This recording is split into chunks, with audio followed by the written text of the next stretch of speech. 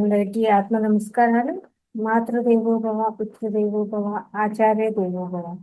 మనకు ఇంత చక్కటి ధ్యానాన్ని, జ్ఞానాన్ని అందించిన బ్రహ్మర్షి మహాపత్రిజీ గారికి, రమణ మహర్షుల వారికి, మహావతార్ బాబా గారికి, సమస్త గురుమండలానికి, భూమాతకు, ప్రకృతి మాతకు, ఈ విశ్వానికి అందరికీ కూడా ఆత్మ నమస్కారాలు.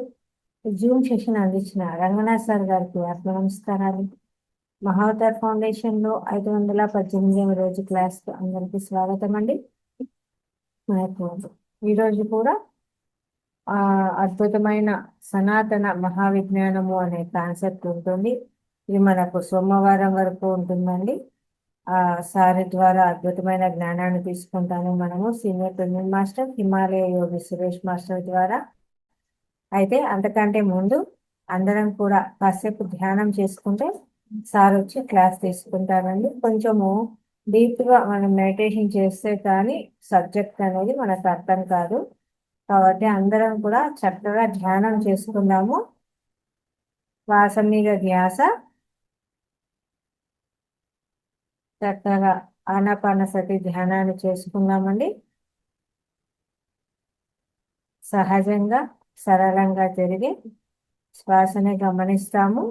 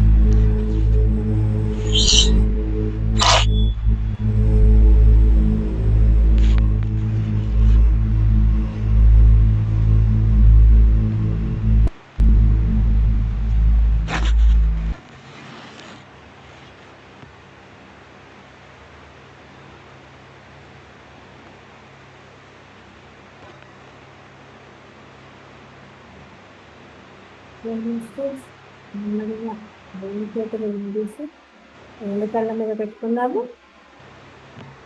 5, 4, 3, 2, 1. రెండు కళ్ళు తెరిస్తే కింద అరచేతులు పెట్టుకున్నాము. ఇంతవరకు జరిగిన జ్ఞానాన్ని మనకు అందిస్తున్నాము. చక్కగా భగవంతుని ప్రతిష్టం తెలియజేస్తున్నాము.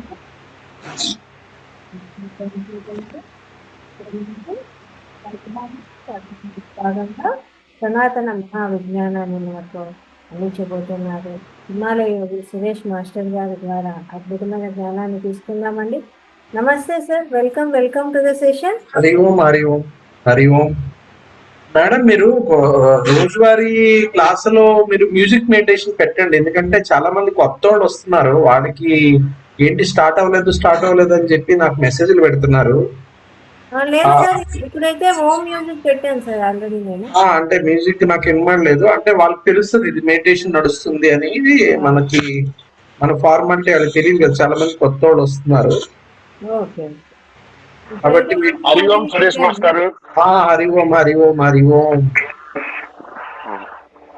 అంటే జనరల్ గా మనం వచ్చే ముందుకు వస్తే మెడిటేషన్ చేయమంటాము. అది మేడం మ్యూజిక్ పెడితే మనం ఫాలో అయితే మీకు అది యూస్ఫుల్ అవుతుంది. అంటే కొద్ది కంటెంట్ మెడిటేషన్ చేసినట్టు ఉంటది, తర్వాత మీకు కంటెంట్ కూడా ఈజీగా అర్థమవుతుంది. అంటే నాకు కొద్ది టిపికల్ కంటెంట్ కాబట్టి కరెక్ట్. ఓకే, ఇప్పుడు మనం నిన్న వినబడుతుంది కదా, క్లియర్ గా ఉంది కదా? ఓకే మాస్టర్స్, ఒకసారి పరమ గురువులకు అలాగే శంబాల మహారాజైన అమరారి మహోతర్ బాబాజీకి, అదే ఈ యొక్క అనేక మంది యోగులు జీవ సమాధుల్లో ఉన్నటువంటి యోగులున్న ఈ అత్యద్భుతమైన ప్రాంతము అరుణాచల శివకి ఒక్కసారి మనం అందరం కూడా నమస్కారాలు చేసుకుంటూ ఆత్మ ప్రణామాలతో క్లాస్ స్టార్ట్ చేద్దాం. నిన్న మనం ఒక టాపిక్ ఏం చెప్పుకుంటున్నాం అంటే కుమారకందం అనే కొన్ని లక్షల సంవత్సరాలు ఇది భూభాగం ఉంటుంది. ఆ భూభాగము అనేక సందర్భాల్లో అనేక రకాలుగా, అంటే మధ్యలో కెటాస్ట్రోఫీస్ అనేసి ప్రతి 26,000 సంవత్సరాలకి, అది మీకు ముందు క్లాసులో కొన్నిట్లో వివరంగా చెప్పాను ఏం జరుగుతుంటదంటే, ప్రతి 26,000 సంవత్సరాలకి అంటే 25,000 చిల్లర మాట వెనక ముందు కూడా జరుగుతుంటది. ఒక 500 సంవత్సరాలు వెనక జరగచ్చు, ముందు జరగచ్చు, ఎందుకంటే లాంగ్ పీరియడ్ లో ఇంటర్వెల్స్ అటు ఇటు ఉంటాయి. ఒక పోల్ షిఫ్ట్ అనేది జరుగుతుంటది. పోల్ షిఫ్ట్ అంటే ఎర్త్ పోల్ షిఫ్ట్ జరుగుతుంది ఇప్పుడు మళ్ళీ. అలాగే జరిగినప్పుడు ఏదో రకమైన కెటాస్ట్రోఫీస్ వస్తే, ముఖ్యంగా ఈ పోల్ షిఫ్ట్ ప్రాసెస్ లోని సునామీలు లాంటివి వస్తాయి. భయంకరమైన సునామీలు రావడంతో చాలా అంటే డెమోగ్రఫీ అంతా మారిపోతుంటుంది భూమి మీద. సో అలాగా డెమోగ్రఫీ మారిన విధంగా చూసుకున్నప్పుడు సుమారు ఒక 25,000 సంవత్సరాల క్రితం బాగా పెద్ద ఉప్పెన వచ్చిందని చెప్తారు. చాలా పెద్దది, అంటే అది సుమారుగా 40 అంటే 300 అడుగులు, అంటే సుమారు 40 మీటర్లు. అంటే మీటర్లు ఒక 4 మీటర్లు యావరేజ్ గా యాజ్ ఇంజనీర్ గా ఏంటంటే నేను చెప్తే 4 మీటర్లు ఒక అంతస్తు ఉంటుంది సుమారుగా. 40 మీటర్లు అంటే సుమారు 10 అంతస్తుల వరకు సముద్రం, అంటే నీటి మట్టం పెరగడం అంటే ఆషామాషి కాదు. అంటే పెద్ద పెద్ద ఇప్పుడు అలా జరిగితే కనుక అమెరికాలో సగం అమెరికా మునిగిపోద్ది అంటారు. వెస్ట్ కోస్ట్ తర్వాత ఈస్ట్ లో ఉన్న చాలా అంటే బాగా జన సమర్థం ఉన్న ఎన్నో రాష్ట్రాలు మునిగిపోతాయని కూడా చెప్తున్నారు. అది జరుగుతుంది కూడా, ఎందుకంటే మళ్ళీ ఫోల్డ్ షిఫ్ట్ టైం వచ్చింది. ఇప్పుడు ఫోల్డ్ షిఫ్ట్ జరిగినప్పుడు ఈ ఉప్పెన్లు వస్తాయి. మొత్తము మనం ఊహించిన విధంగా భూమి మీద డ్యామేజ్ జరుగుతుంది, అన్ని కొలాప్స్ అవుతాయి, ఎకానమీ కొలాప్స్ అవుతుంది, మొత్తము ఏమీ లేకుండా అందరూ రోడ్డుకి పడేది. దాన్ని బట్టి కల్చర్ అన్ని మారిపోతాయి. అంటే ఇప్పుడు మనం జరగబోయే ఫేజ్ నుంచి చెప్తున్నాను యాజ్ ఎ 4th మాస్టర్ కింద, ఇది జరుగుతుంది, భూమి మీద జరగబోయేది ఉంది. ఇది జరిగితే ఏమవుతుందంటే ఇక భూమి మీద ఇప్పుడున్న మన ఎగ్జిస్టింగ్ కల్చర్, ఈ 3rd డైమెన్షనల్ కల్చర్ పోయేసి ఒక బయో రోబోట్స్ తయారవుతారు. భూమి మీద అంతా బయో రోబోట్స్ యుగం వస్తుంది. అంటే మన మనుషులు ఉండరు, రోబోట్సే ఉంటారు. మనం కూడా, అంటే మన రాబోయే తరాలు కూడా వాళ్ళు సెమీ రోబోట్స్ కింద మారిపోతారు. అది మీకు ఎలాగ ఏంటన్నది వివరంగా వేరే క్లాసుల్లో చెప్పుకుందాం. ఇవాళ సబ్జెక్ట్కి వస్తే, ఇలాగా అంటే కలికాలంలోని చాలా విచిత్రాలు, చాలా పీరియాడికల్ విచిత్రాలు జరుగుతాయి కూడా. ఈ పీరియాడికల్ విచిత్రంలో సనాతన ధర్మం వరకు వస్తే కనుక ఈ మానవ యొక్క అస్తిత్వాన్ని, చైతన్యాన్ని కాపాడడానికి పరమ గురువులు ఎప్పుడు వాళ్ళు అంటే యుగాంతం వరకు ఉంటారు. మీరు గుర్తుపెట్టుకోండి. అంటే పర్సంటేజ్ మారుతుంది. పర్సంటేజ్ అంటే త్రేతాయుగంలో భూమి అంతా భరతుడు, అంటే అప్పుడు భరతుడు పాలించాడు అని చెప్తారు కదా. భరతుడు పూర్వీకులు మొత్తం భూమి మీద ఎవరు లేరు, ఓన్లీ భరత వంశం. అంటే భూమి అంతా కూడా అప్పుడు త్రేతాయుగంలో ఉన్నప్పుడు శ్రీరామచంద్రుడు కంట్రోల్లోనూ అండర్లో ఉంది భూమి అంతా.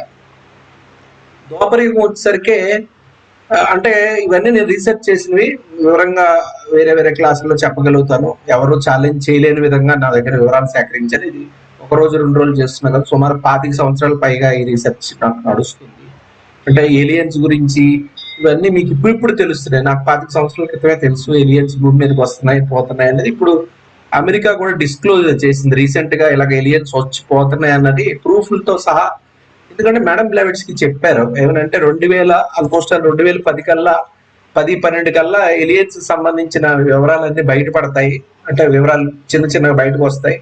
2025 అంటే సుమారుగా 2025 తర్వాత వీటివి కంప్లీట్ గా ప్రత్యక్షంగా భూమిలో అంటే భూమి మీదకి వచ్చిపోవడం కానీ, జనాల్లోకి వాటి ఎరుకు తెలియడం, జనాలకి వీటికి సంబంధించిన వివరాలు తెలియడం, లేకపోతే ఇంటరాక్ట్ అవ్వడం, వాటిని కలవడం అనేది కూడా జరుగుతుందని చెప్పి మేడం బ్లావెట్స్ కి చెప్పడం వల్ల నాకు ఇది ముందు నుంచి ఈ టాపిక్స్ గురించి మాట్లాడిన సందర్భాలు ఉన్నాయి 10 సంవత్సరాల క్రితమే. కానీ అప్పుడులో జనాలు రిసీవ్ చేసుకోలేదు. ఇప్పుడు అందరు రిసీవ్ చేసుకుంటారు. ఎందుకంటే టెక్నాలజీ పెరిగింది, అందరికీ అన్ని తెలుస్తున్నాయి. అందరికి తెలుసు. ఒకసారి ఒక స్పేస్ షిప్ ఒకటి వచ్చింది, వచ్చి వెళ్ళిపోయింది, దానికి ఏదో పేరు పెట్టారు, దాన్ని కూడా డిక్లేర్ చేశారు అది హ్యూమన్ కాదు, హ్యూమన్ అయితే అంత స్పీడ్గా వెళ్ళలేదు, అది చాలా అని దాని గురించి కూడా చిన్న మనం క్లాస్లో తయారు చేసాము. అంటే నేను ఇక్కడ చెప్పొచ్చింది ఏంటంటే ఈ కలికాలంలో చాలా విచిత్రాలు జరుగుతాయి. మన ఆత్మల యొక్క అస్తిత్వాన్ని కోల్పోతాయి. అంటే మనం అంటే మనము హ్యూమన్ జర్నీ ఏంటంటే అంశాత్మ నుంచి పూర్ణాత్మగా మన జర్నీ. అంటే ఇది యాక్చువల్గా ప్రాపర్ ఎవల్యూషన్. అంటే పరమేశ్వరుడు, ఈశ్వరుడు అంటే దివ్య ప్రణాళిక అంటాం. దివ్య ప్రణాళిక అంటే పూర్ణాత్మలుగా, అంటే ప్రతి ఒక్కరు ఒక బ్రహ్మస్థితిని పొందడమే ప్రతి ఆత్మ యొక్క లక్ష్యం. అంటే ఈ బ్రహ్మ అంటేనే విజ్డమ్. ఆత్మజ్ఞానాన్ని పొందేవాడే వాడే బ్రహ్మ జ్ఞానం అంటేనే ఆత్మజ్ఞానం. కాబట్టి జ్ఞానం పొందుతూ ఎక్స్పాండ్ అయ్యి కాన్షియస్ ఎక్స్పాండ్ అయితే గనక మనం అంత ఒక రోజుకి పూర్ణాత్మలో బ్రహ్మలుగా మారి మన ద్వారా సృష్టి క్రియేట్ చేయబడుతుంది అనేది శాస్త్ర ప్రమాణం. అద్వైతం కానీ ఆ తర్వాత ఇంకా ఇతరత్ర మీరు హయ్యర్ లిటరేచర్లోకి వెళ్తే కనుక సనాతన ధర్మంలో ఇవన్నీ మనకి డీటెయిల్ గా ఋషులు పరమ గురువుల దగ్గర మనకి ఇవ్వబడింది. వీటిని చక్కగా మేడం బ్లావెట్స్ కి చక్కగా డీకోడ్ చేసి మనకి చాలా వివరంగా చెప్పారట. అనవసరమైన మనం, ఎందుకంటే యోగులు ఎప్పుడు సాంకేతిక రూపంలో చెప్తారు. డైరెక్ట్ గా ఈ సబ్జెక్టులు ఏంటంటే మానవ భాషలో చెప్పడానికి లేదు. ఎందుకంటే ఇప్పుడు ఒక 40-50 సంవత్సరాల క్రితం నేను ఏలియన్స్ గురించి మాట్లాడితే అప్పుడు ఎవరు పట్టించుకోవడానికి, నమ్మడానికి అవకాశం లేదు. కాబట్టి అందుకే అన్ని కాలాల్లో కూడా అనుకూలంగా ఉండేటట్టు వాళ్ళు కోడ్ లాంగ్వేజ్ లో చెప్తారు. దాన్ని మనం డీకోడ్ చేసుకోవాలి, ఉన్నది ఉన్నట్టు తీసుకోకూడదు. సత్యం ఎప్పుడు రెండు రకాలుగా ఉంటుంది. నేను పదే చెప్తున్నాను. సత్యము అంటే రిలేటివ్ ట్రూత్, అబ్సల్యూట్ ట్రూత్. అంటే సాపేక్ష సత్యము, అలాగే అబ్సల్యూట్ అంటే అసలైన సత్యము. అంటే అసలైన అంటే సకారాత్మక సత్యం, నిరాకార సత్యం మనం చెప్పుకుంటే బాగుంటుంది సంస్కృతి. సకారము అంటే గనక మనం కనిపించిన దాన్ని లేదంటే సైంటిఫిక్ వ్యాలిడేషన్ తో నమ్మేదాన్ని సకారమ సత్యం అని చెప్పుకోవచ్చు. అంటే సకారము, తర్వాత నిరాకార సత్యం అంటే ఈశ్వరుడు తత్వాన్ని కలిగిన సత్యం. అంటే ఇది మీకు ఎగ్జాంపుల్ గా చెప్పాలంటే సూర్యుడు తూర్పును ఉదయిస్తాడు, పడమటను అస్తమిస్తాడు. ఇది సకారాత్మక సత్యం. సకారంగా మనం చూస్తున్నాం, దాన్ని చూసి ఇది ఎవరందరూ ఒప్పుకుంటారు. భూమి మీద సూర్యుడు పడమటి నుంచి ఉదయించడు, ఎప్పుడు తూర్పు నుంచే ఉదయిస్తాడు, కానీ పడమటను అస్తమిస్తాడు. ఇది రిలేటివ్ ట్రూత్. సకారాత్మక అంటే చూసి మనం ఎన్నో కొన్ని కోట్ల సంవత్సరాల నుంచి ఇదే జరుగుతుంది కాబట్టి అది ప్రామాణికంగా కరెక్టే. కానీ నిరాకార సత్యంగా ఇది తప్పు అవుతుంది. నిరాకార సత్యం వలన చూస్తే గనక ఇది మన ఇప్పుడు సాకార సత్యం నిరాకారం చూడండి ఎంత ఇది ఇక్కడ నిజమో అబద్ధం ఎలాగవుతుందో చెప్తాను. అంటే లోతుగా వెళ్తే సైంటిఫిక్ గా చూస్తే భూమి తిరుగుతుంది, సూర్యుడు ఏమీ తిరగట్లా. సూర్యుడు తూర్పుని ఉదయించడం, అస్తాన్ని అంటే పరమని అస్తయించడం అసలు ఏమీ జరగదు. అంటే మనం ఏమనుకుంటున్నాం, తూర్పున వస్తున్నాడు, పశ్చిమన్న పోతున్నాడు, అస్తమిస్తున్నాడు. సూర్యుడు ఎప్పుడు కూడా అక్కడ ఉన్నాడు, అక్కడే ఉంటాడు సూర్యుడు. అంటే ఆయన గెలాక్టిక్ గా మూవ్ అవుతుంటాడు. అంటే మన సాపేక్షంగా భూమితో తీసుకుంటే భూమి తిరుగుతుంది, భూమి చక్కర్లు కొడుతుంది. కాబట్టి మనం తిరగడం వల్ల రాత్రి పగలు వస్తుంది. ఆ తిరిగే ప్రాసెస్ లోనే మనకి ఉదయిస్తున్నాడు లేదంటే అస్తమిస్తున్నాడు అనేది మనము ఫీల్ అవుతున్నాం. నిజానికి సూర్యుడే మూవ్ అవట్లే, మన సూర్యుడు చుట్టూ భూమి మూవ్ అవుతుంది కాబట్టి పగలు రాత్రి ఏర్పడుతుంది. కాబట్టి ఇప్పుడు సైంటిఫిక్ కూడా కరెక్టే, సాకారకంగా కరెక్టే. కానీ నిరాకారంగా తీసుకుంటే, సత్యం అబ్సల్యూట్ ట్రూత్ కి తీసుకుంటే గనక, ఆ ఈశ్వర తత్వంలో తీసుకుంటే, అబ్సల్యూట్ ట్రూత్ గా తీసుకుంటే గనక ఈశ్వరుడు అన్నది అసలైన సత్యం అంటాం.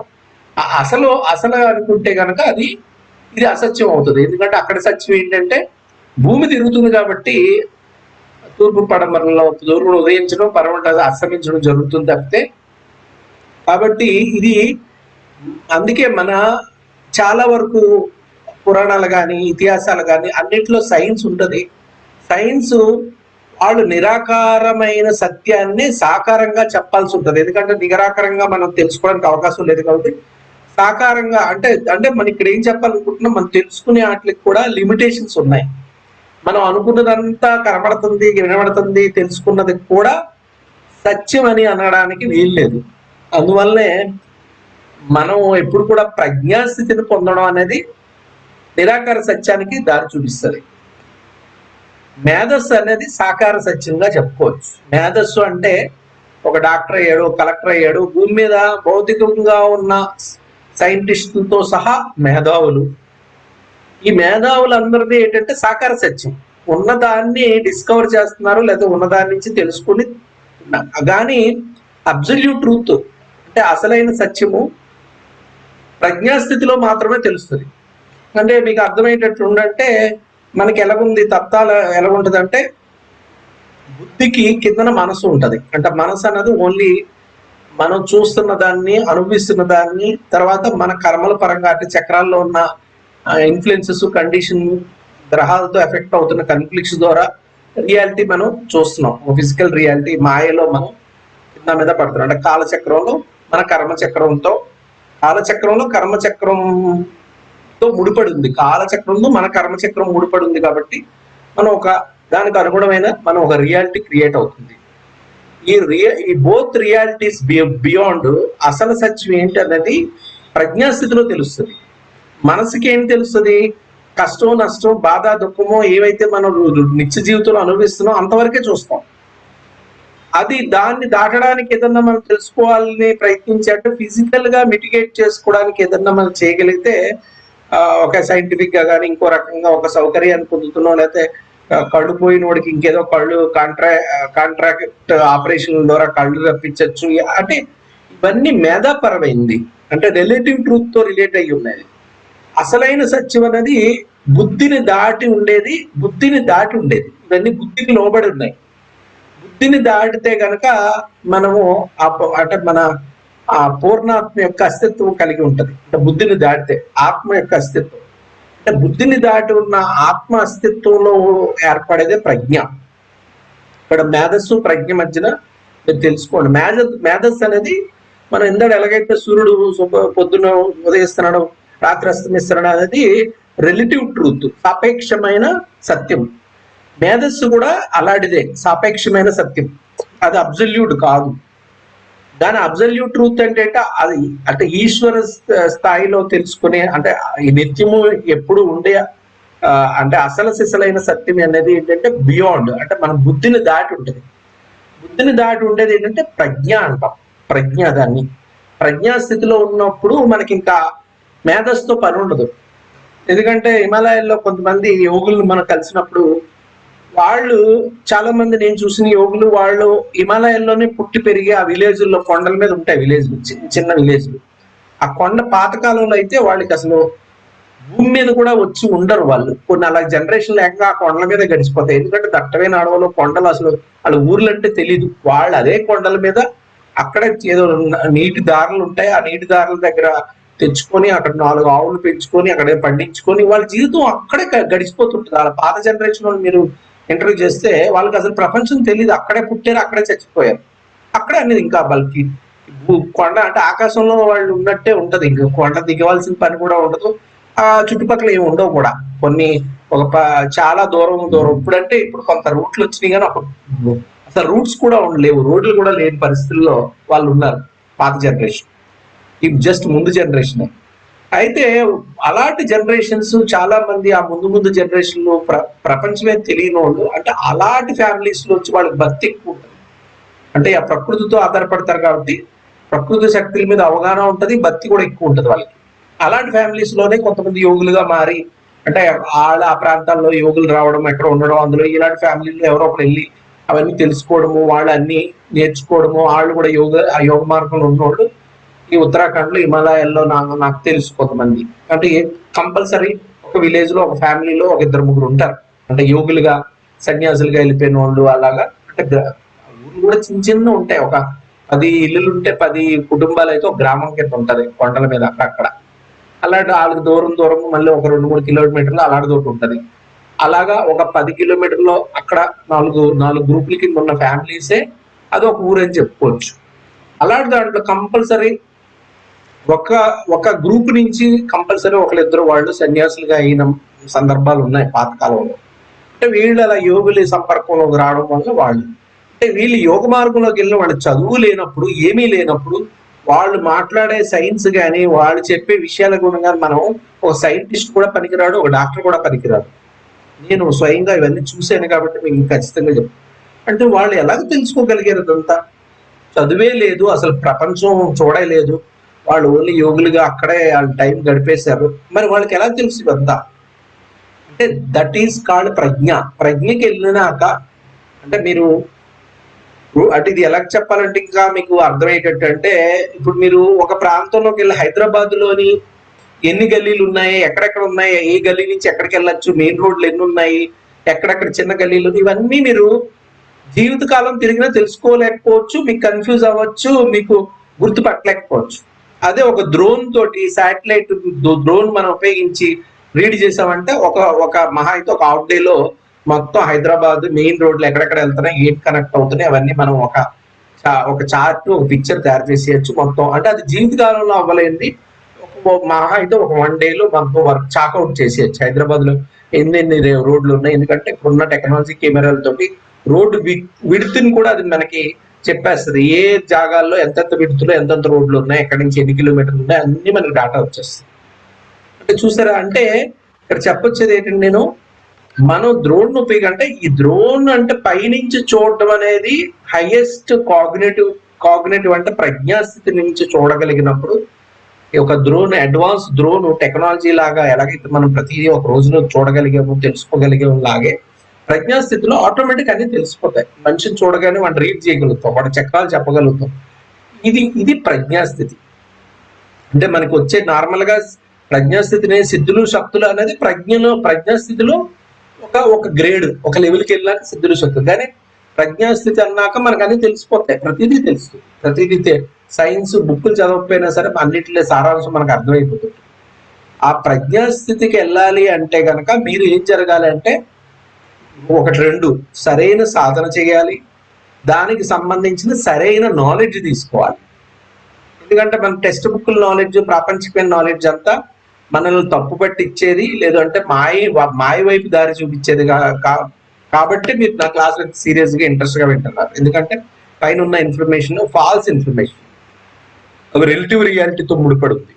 అబ్సల్యూట్ రియాలిటీ అంటే అసలు సత్యం సంబంధించిన జ్ఞానాన్ని తీసుకున్నప్పుడు మనకి ఆ కాగ్నేటివ్ స్టేట్ ని, మనం ప్రజ్ఞాస్థితిని అందుకోవడం, అంటే దానికి రిలవెంట్ సాధన చేసినప్పుడు మనం ఈజీగా ఆ స్థితిని అందుకోగలుగుతాం.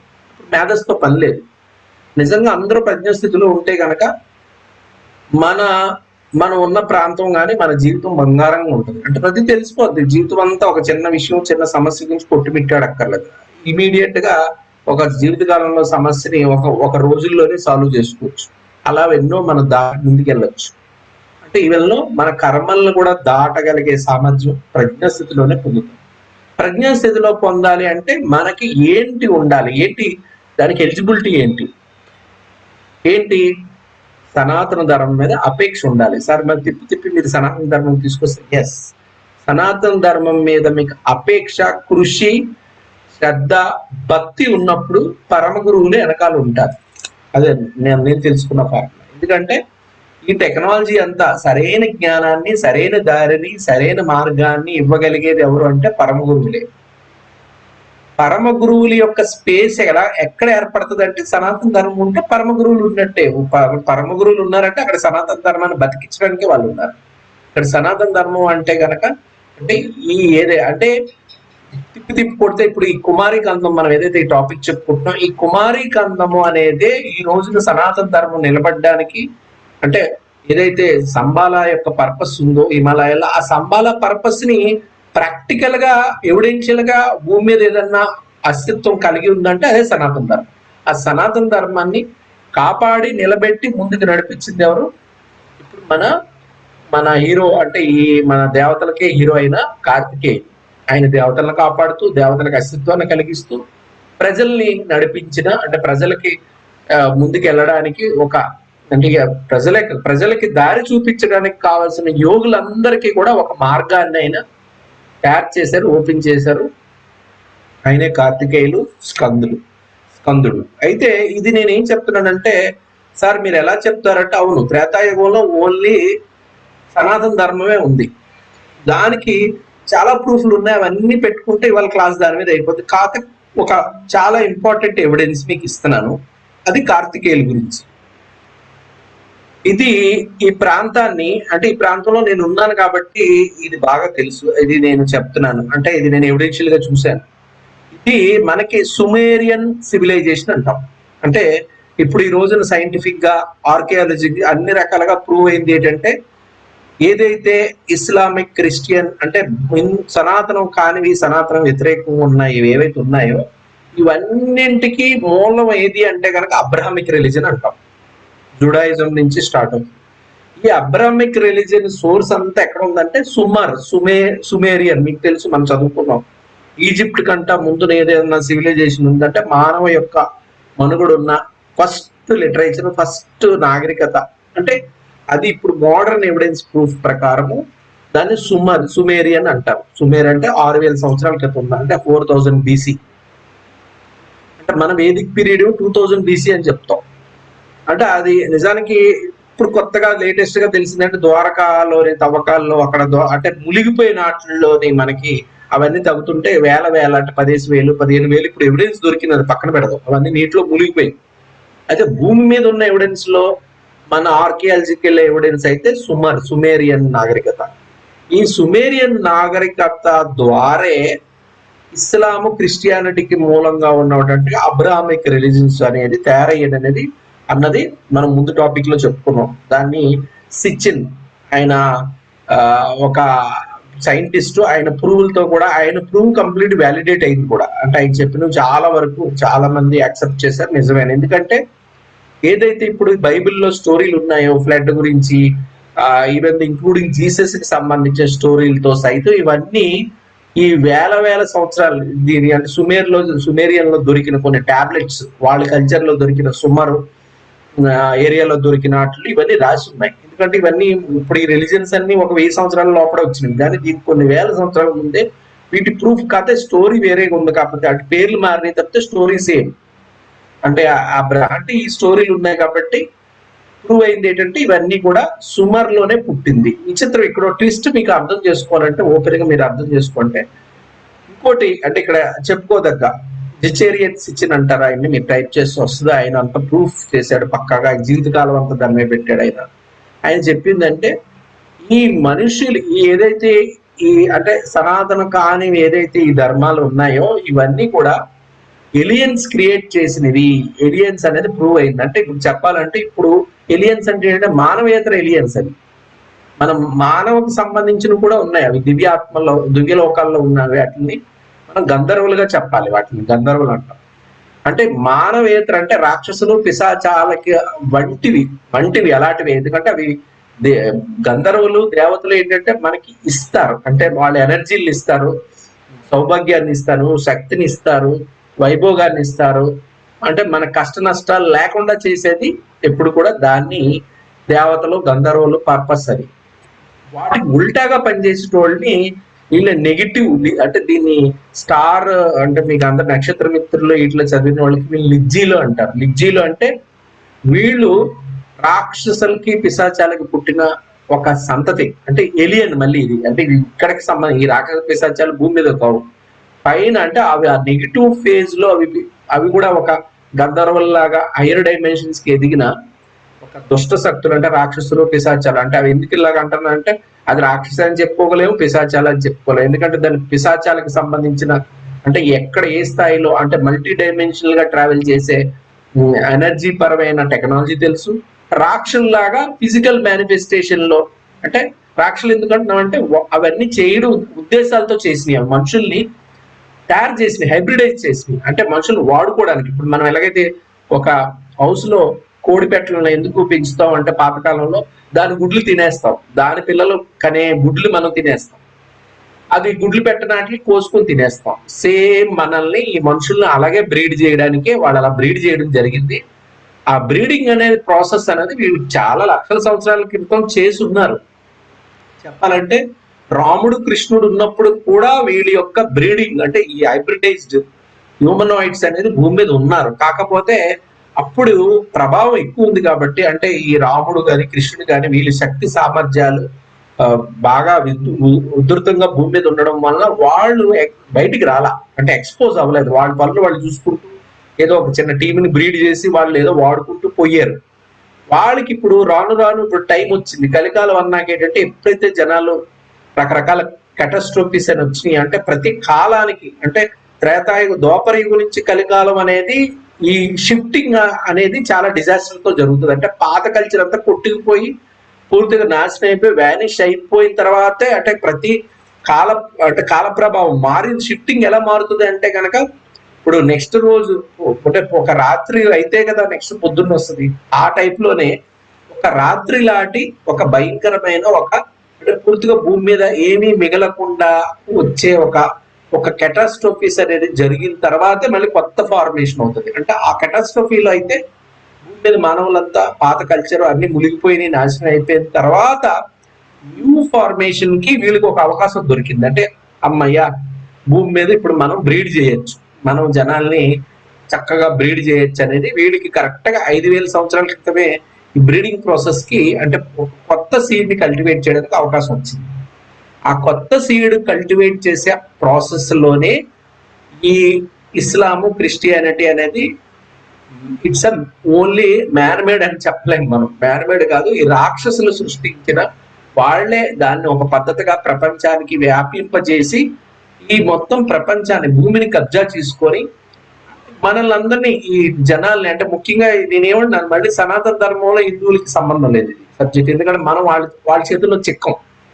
ఎందుకంటే మనం చూస్తాం, మీకు ఇప్పుడున్న ఈ రకరకాల మన రిలీజియన్స్ ని మనం జాగ్రత్తగా గమనిస్తే ఈ రిలీజియన్స్ వాళ్ళు జస్ట్ ఏదో నేను చాలా క్లోజ్ గా చూశాను, కొంతమంది పాస్టర్లు కానీ ముందు అది కన్వర్టెడ్ వాళ్ళు దారుణంగా ఉంటారు. వాళ్ళు ఏంటంటే వాళ్ళ పిశాచాలు దూరినట్టే ఉంటారు. వాళ్ళు మీరు ఎంత ప్రూఫ్లు ఇచ్చి ఎన్ని విధాలుగా చెప్పండి, లేదు నేను చెప్పిందే కరెక్ట్ అంటారు. అంటే లిటరల్ గా వాళ్ళు పిశాచం ఆవహించిందనే చెప్పుకోవాలి. ముఖ్యంగా మనం ముస్లిమ్స్ చూస్తాం, వాళ్ళకి అవకాశం లేనప్పుడు ఇంట్లో చాలా, ఇప్పుడు మా ఇంట్లో వైజాగ్ లో మా ఇంట్లో నేను చూశాను, మా ఇంట్లో తెగ మెచ్చుకుంటున్నారు, ఎవరో అక్కడ చాలా సేవ చేస్తుంది అంటే వాళ్ళకి కంపల్సేషన్ ఇంట్లో పనులు చేస్తారు, చాలా ఒబీడియంట్ గా చేస్తారు, చాలా హార్డ్ వర్క్ చేస్తారు. When the chance come with in 1 night లో వాళ్ళు పీకలు కోసిపోతారు. అంటే అదే మనం అన్ని సందర్భాల్లో చూసాం, కాశ్మీర్ లో చూసాం, అన్ని చోట్ల. ఎందుకు అలా జరుగుతుంది చాలా స్టడీ చేయట్లేదు, సీరియస్ లేవు ఈ విషయాల్లో. ఎందుకంటే వాళ్ళు ఆల్రెడీ ప్రొసెస్డ్ బై ఎప్పుడైతే ఒక దాన్ని మనస్ఫూర్తిగా హృదయపూర్వక ఒక దాన్ని ఏదన్నా యాక్సెప్ట్ చేస్తామో ఆ శక్తి అంటే ఆ నెగిటివ్ ఎనర్జీ మనల్ని రూల్ చేస్తుంది. ముఖ్యంగా వీళ్ళందరూ కూడా దీనికి ఒక సైకలాజికల్ వర్డ్ కూడా ఉంది. అంటే ఇది సైకలాజికల్ లో దీన్ని కాగ్నిటివ్ డిసోనెన్స్ అంటారు. కాగ్నిటివ్ అంటే మనం ఏమంటాం, కాగ్నిషన్ అంటే ప్రజ్ఞ అంటే సోల్, అంటే మనం బుద్ధిని దాటిన సోల్ స్థితిలో ఉండడం, సోల్ ఆర్డర్ లో ఉండడం, బుద్ధికి మించిన సామర్థ్యాన్ని కాగ్నిషన్ అంటాం. అంటే హయ్యర్ కాన్షియస్నెస్ ఉండడం కాగ్నిషన్. దాని డిసోనెన్స్ అంటే ఉల్టా, అంటే కనీస ఇంద్రియ జ్ఞానము, లాజిక్ గా థింక్ చేసే ఎబిలిటీ కూడా లేకపోవడం కాగ్నిటివ్ డిసోనెన్స్ అంటాం. ఇది యాక్చువల్ గా రిలీజియన్స్ అనేవి హిందూ, గుర్తుపెట్టుకోండి, హిందూ ధర్మం ఎప్పుడు కూడా రిలీజన్ కింద మీరు ఎప్పుడు యాక్సెప్ట్ చేయొద్దు. హిందూ ధర్మం రిలీజన్ కాదు, వాటిని మజబ్ అంటారు. అవన్నీ రిలీజన్స్ అనేది జస్ట్ ప్రాసెస్, అంటే ఒక అంటే కొన్ని నెగిటివ్ శక్తులు వాళ్ళని ఆక్రమిస్తాయి అన్న దాంట్లో నేను ఖచ్చితంగా ఒప్పుకుంటాను. ఎందుకంటే మనం చూసాం, మనుషులు ఒక నైట్ లో కూడా మారిపోతారు. వాళ్ళు అప్పటి వరకు చాలా నమ్మకం ఉంది, మనకి అన్నదమ్ముల్లాగా ఉంది, అంత మనకి అన్ని సేవ చేసేటోళ్ళు ఎప్పుడైనా పేక్కోసి వెళ్ళిపోతారు. ఒక రోజులోనే వాళ్ళలోని అది వస్తుంది ఆ ఊపు. అందుకే we should not believe at any cost and we should not support any cost for these people. ఎందుకంటే మనం ఎదగాలి అంటే, మన ఎనర్జీలు కాపాడుకోవాలంటే, మనం కరెక్ట్ గా మనల్ని కల్టివేట్ చేసుకోవాలి. ఎనర్జీ అంటే ఫస్ట్ మనం పరమ గురువుల ఎనర్జీస్ కి ట్యూన్ అయ్యే ప్రాసెస్ లో మన ఎనర్జీస్ మనం ముందు అప్లిఫ్ట్ చేసుకోవాలి. ఆ అప్లిఫ్ట్ చేసుకోవడంలో మనకి ఇక్కడ ద గ్రేట్ వారియర్ కార్తికేయుడు సబ్జెక్ట్కి వస్తే కనుక స్కందుడిని మనం ఎప్పుడైతే, ఎందుకంటే ఫ్యూచర్ లో నేను త్వరలోనే ఈ స్కందకి సంబంధించిన కొన్ని మనం రిచువల్స్, ప్రాక్టీసెస్, భక్తిలో మనం భక్తిని ఇప్పుడు మనం అవసరం అనుకుంటున్నాం కాబట్టి, ఇప్పుడు టెస్ట్ సమయంలో ఒక లైఫ్ లైన్ కాబట్టి దీనికి సంబంధించి నేను తప్పకుండా చెప్తాను. ఎందుకంటే ఇక్కడ మంచి యోగులు ఉన్నారు, వాళ్ళు తెలుసుకొని అంటే ఎఫెక్టివ్ గా మన ట్రాన్స్ఫర్మేషన్ చేసుకోవడానికి లైఫ్స్, ముఖ్యంగా దరిద్రాలు, కష్టాలు, నష్టాలు, దుఃఖాలు అయితే ఈజీగా దాటేయచ్చు. అది చాలా ఈజీ. స్కందుడు మీకు తెలుసు, ఇప్పటికీ కూడా ఎక్కువ మంది మనకి ఎవరైతే మనకి అస్ట్రాలజర్స్ పెళ్లిళ్ళు కాని వాళ్ళకి చాలా రకరకాల గ్రహ సంబంధమైన బాధలకి మీరు సుబ్రహ్మణ్య స్వామి గురిదే రికమెండ్ చేస్తారు, హైలీ రికమెండ్ చేస్తారు. ఎందుకంటే సుబ్రహ్మణ్య స్వామి వెరీ యాక్టివ్. ముఖ్యంగా సనాతన ధర్మం వైపు మనం మొగ్గు చూపించుకోవడానికి ఆయన 100% శ్రీరామ రక్షగా ఉంటారు. ఆయన దారి కూడా చూపిస్తారు అన్ని సమస్యలు. కాబట్టి మనం ఇప్పుడు సనాతన ధర్మం గురించి రిలేటెడ్ సబ్జెక్ట్ కాబట్టి స్కందుడి గురించి మరీ తలుచుకుంటున్నాం. సో ఇక్కడ ఈ ప్లేస్ ఇరాక్ లోని దీన్ని మసూల్ అంటారు. నేను ఆ ప్రాంతంలో ఉన్నాను, కుర్దిస్తాన్ దాని క్యాపిటల్. అంటే వీళ్ళు ఏంటంటే ఇది ఒక విధంగా ఎలాంటిదంటే ఈ ప్లేస్ కుర్దిస్తాన్ అనేది, అంటే నేను ఆ ప్లేస్ లోనే నేను జాబ్ చేశాను. నేను ఇక్కడ చూసారా పైన దోహక్, ఈ ప్లేస్ నాకు తెలుసు దోహక్. నేను ఎర్బిల్ లో ఉన్నాను, ఎర్బిల్ దగ్గర ఉన్నాను. నేను ఇది కిర్కుక్, అంటే ఈ ఎర్బిల్ కి కిర్కుక్ కి మధ్యలో నేను ఉన్నది. ఏంటంటే దాన్ని, అంటే నేను ఫ్లైట్ లో మళ్ళీ ఎర్బిల్ నుంచి కిర్కుక్, అంటే కిర్కుక్ ఎర్బిల్ నుంచి ఇప్పుడు మసూల్ కింద, ఇక్కడ ఎర్బిల్ కి కిర్కుక్ కి కొద్దిగా ఇటే పుట్టదు నేను ఉన్న ప్లేస్. అది రావట్లేదు పట్టమని ఆ ప్లేస్ లో నేను ఉన్నాను. అయితే ఇక్కడ అంటే అక్కడ ఆయిల్ ఫీల్డ్స్ ఉన్నాయి, ఒక గ్యాస్ వెల్స్ ఉండేవి, దానికి సంబంధించి ఎల్పిజి ఎల్ఎన్జి ప్లాంట్ ప్రాజెక్ట్ లో నేను ఉన్నాను. నేను లీడ్ కింద ఉన్నాను మొత్తం అంతా ప్రాజెక్ట్ టెక్నాలజీ, అంటే సిసిఆర్ సెంట్రల్ కంట్రోల్ రూమ్ అంతా అది నేను చేసింది. ఒకసారి వీడియో బీబీసీలో చూపించారు. సెంట్రల్ కంట్రోల్ కంప్లీట్ గా నా అండర్ లో జరిగింది. అది చాలా పెద్ద ప్రాజెక్టు. ఈ ప్రాజెక్ట్ లో ఈ ఎర్బిల్, ఈ ప్రాంతం తెలుసు కాబట్టి వీళ్ళందరూ ఎస్దీస్ అంటారు. ఈ ప్రాంతంలో ఉన్న వాడిని ఎస్దీస్ అంటారు. ఈ ఎస్దీస్ ఏంటంటే, ఈ ప్రాంతము 4 భాగాలుగా విడిపోయింది. అంటే వీళ్ళకి ఉన్నది ఇప్పుడు ఎంతైతే మీకు గ్రీన్ గా కనిపిస్తుందో దానికి ఇంకొక 4 రెట్లు భాగం వాడిదే. అది ఎలాగ ఆక్యుపై చేయబడింది అంటే ముస్లిం దేశాలతో ఆక్యుపై చేయబడింది. ఒకటి ఇరాన్ ఎంత ముక్క ఉందో అంత ముక్క, అంతకు మించిన పెద్ద ముక్క ఇరాన్ లో ఉంది. తర్వాత అంతే పెద్ద ముక్క ఒక పక్క సిరియాలో ఉంది. తర్వాత ఒక ముక్క కొంత, అంటే సిరియాలో తక్కువ ఉంది, తుర్కీలో ఎక్కువ భాగం ఉంది వీళ్ళకి. అంటే ఇరాన్, తుర్కీలో మెజారిటీ ఆఫ్ భూభాగము వాళ్ళది ఉంది. తర్వాత ఇప్పుడు కనిపిస్తుంది ఇది ఇరాక్ లో భాగం. అర్థమైందా? ఇరాక్ లో భాగం, సిరియాలో కొంత ముక్క. అయితే ఇదంతా కలిపి కుర్దిస్తాన్ చాలా పెద్దది. ఈ కుర్దీలు అంటే మీరు జెనెటిక్ గా చూస్తే ఈ కుర్దులు ఈ 4 జాతులు అంటే ఇప్పుడు తుర్కీలో ఒక రకమైన జాతి ఉన్నది. అంటే మనం చూస్తాం కదా, ఇప్పుడు భారతదేశంలో ఉన్న వాళ్ళకి శ్రీలంక అన్నది ఒక జాతి, మన భారతీయులు ఒక జాతి. లేదు అంటే ఇప్పుడు మిడిల్ ఈస్ట్ అరబ్స్ ఒక జాతి, బర్మా వెళ్తే వాళ్ళు వేరే, చైనా వాళ్ళు లేదా టిబెటియన్స్ ఒక. అంటే ఎలాగైతే వేరియేషన్స్ ఉన్నాయో ఈ జాతులన్నిటికి వీళ్ళు మూల జాతి. అంటే జెనెటిక్ గా వీళ్ళ యొక్క అస్తిత్వమే 4 వైపులా వ్యాపించి వీళ్ళు రకరకాలుగా విడిపడ్డారు. అంటే ఇందులోంచి ఇప్పుడు మనం ఎలాగైతే ఇప్పుడు భారతదేశంలోని మనం తీసుకుంటే భారతదేశంలో తమిళ్లు వస్తారు, నార్త్కి వెళ్తే హర్యానా వాళ్ళు ఉన్నారు, ఈస్ట్కి వెళ్తే బెంగాలీలు ఉన్నారు, వెస్ట్కి వెళ్తే గుజరాతీ ఉన్నారు, ఇంకా మిక్సింగ్ మీద రేసెస్ కూడా కనబడతారు. అంటే వీళ్ళందరికీ ఎక్కడి నుంచో సోర్స్ ఉంటది కదా. మనకి ఇప్పుడు కుమారి కందం పాయింట్ ఆఫ్ వ్యూ తీసుకుంటే వన్ ఆఫ్ ది, అంటే మంది ఏమైందంటే ఒక టైప్ ఆఫ్ మిక్సింగ్. అంటే మంది ఆఫ్రికా నుంచి ఉన్న వాళ్ళు కుమారి కందం నుంచి ఆఫ్రికన్స్ యొక్క సివిలైజేషన్స్, అలాగే అంటే సింధు సత్పురా పర్వతాల నుంచి ఉన్న ఆర్యన్ ఆర్యులు అంటే ఇక్కడ మళ్ళీ ఒకటి గుర్తుపెట్టుకోండి, ఆర్యులు అనగానే మళ్ళీ ఎక్కడి నుంచో వచ్చిన వాళ్ళు కాదు, అది రాంగ్, అది ప్రూవ్ అయింది, అది రాంగ్. తెల్లోళ్ళు ఆర్యులు అక్కడికి వచ్చారు, ఇదంతా చాలా మ్యానిపులేట్ చేశారు. ఎవరు? మీకు ఈ పేరుని ఇలాగే ఉచ్చరిస్తే మీకు అప్పుడు అర్థం అవుతుంది, వీళ్ళే అన్నిటిని మనకు మిస్గైడ్ చేశారు, ఈ బ్రిటిష్ ఇవిల్ బాస్టర్స్ అని. అది ఎలాగున్నా సరే ఆ పదాన్ని నేను ఉచ్చరిస్తాను, ఎందుకంటే they manipulated everything. Aryan invention theory ఈ రోజుకి కూడా నమ్ముతున్నారు, ఆఫీసర్లు కూడా, ఐఏఎస్లు కూడా ఈ రోజుకి నమ్ముతున్నారు. కానీ అది 10 సంవత్సరాల లోపల జెనెటిక్ గా అది ఇన్వాలిడ్ అయింది.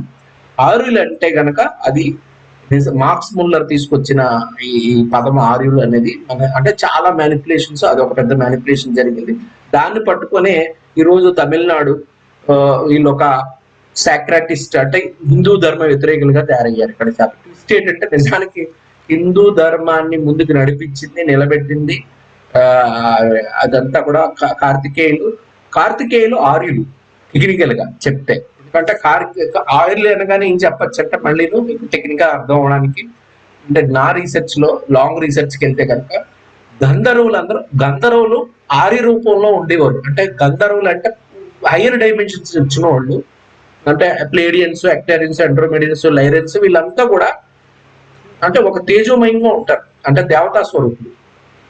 వాళ్ళు భూమి మీద డైరెక్ట్ బ్రీడ్ అయినప్పుడు, అంటే అప్పుడు ఆల్రెడీ ఈ స్కంద అంటే ఈ ఆఫ్రికన్ రేస్ గా మనకి అంటే ఈ భూమి నుంచి ఇవాల్వ్ అయ్యింది. అంటే దాన్ని డార్విన్ థియరీ ప్రకారం తీసుకున్న చింపాంజీ నుంచో, అంటే భూమి మీద ఒక ఇవల్యూషన్ ఉంటుంది. ఈ ఇవల్యూషన్ నుంచి పైనుంచి వచ్చిన దేవతలో ఈ హైబ్రిడైజ్ అయినప్పుడు పుట్టిందే ఇదే ఆర్య సంస్కృతి.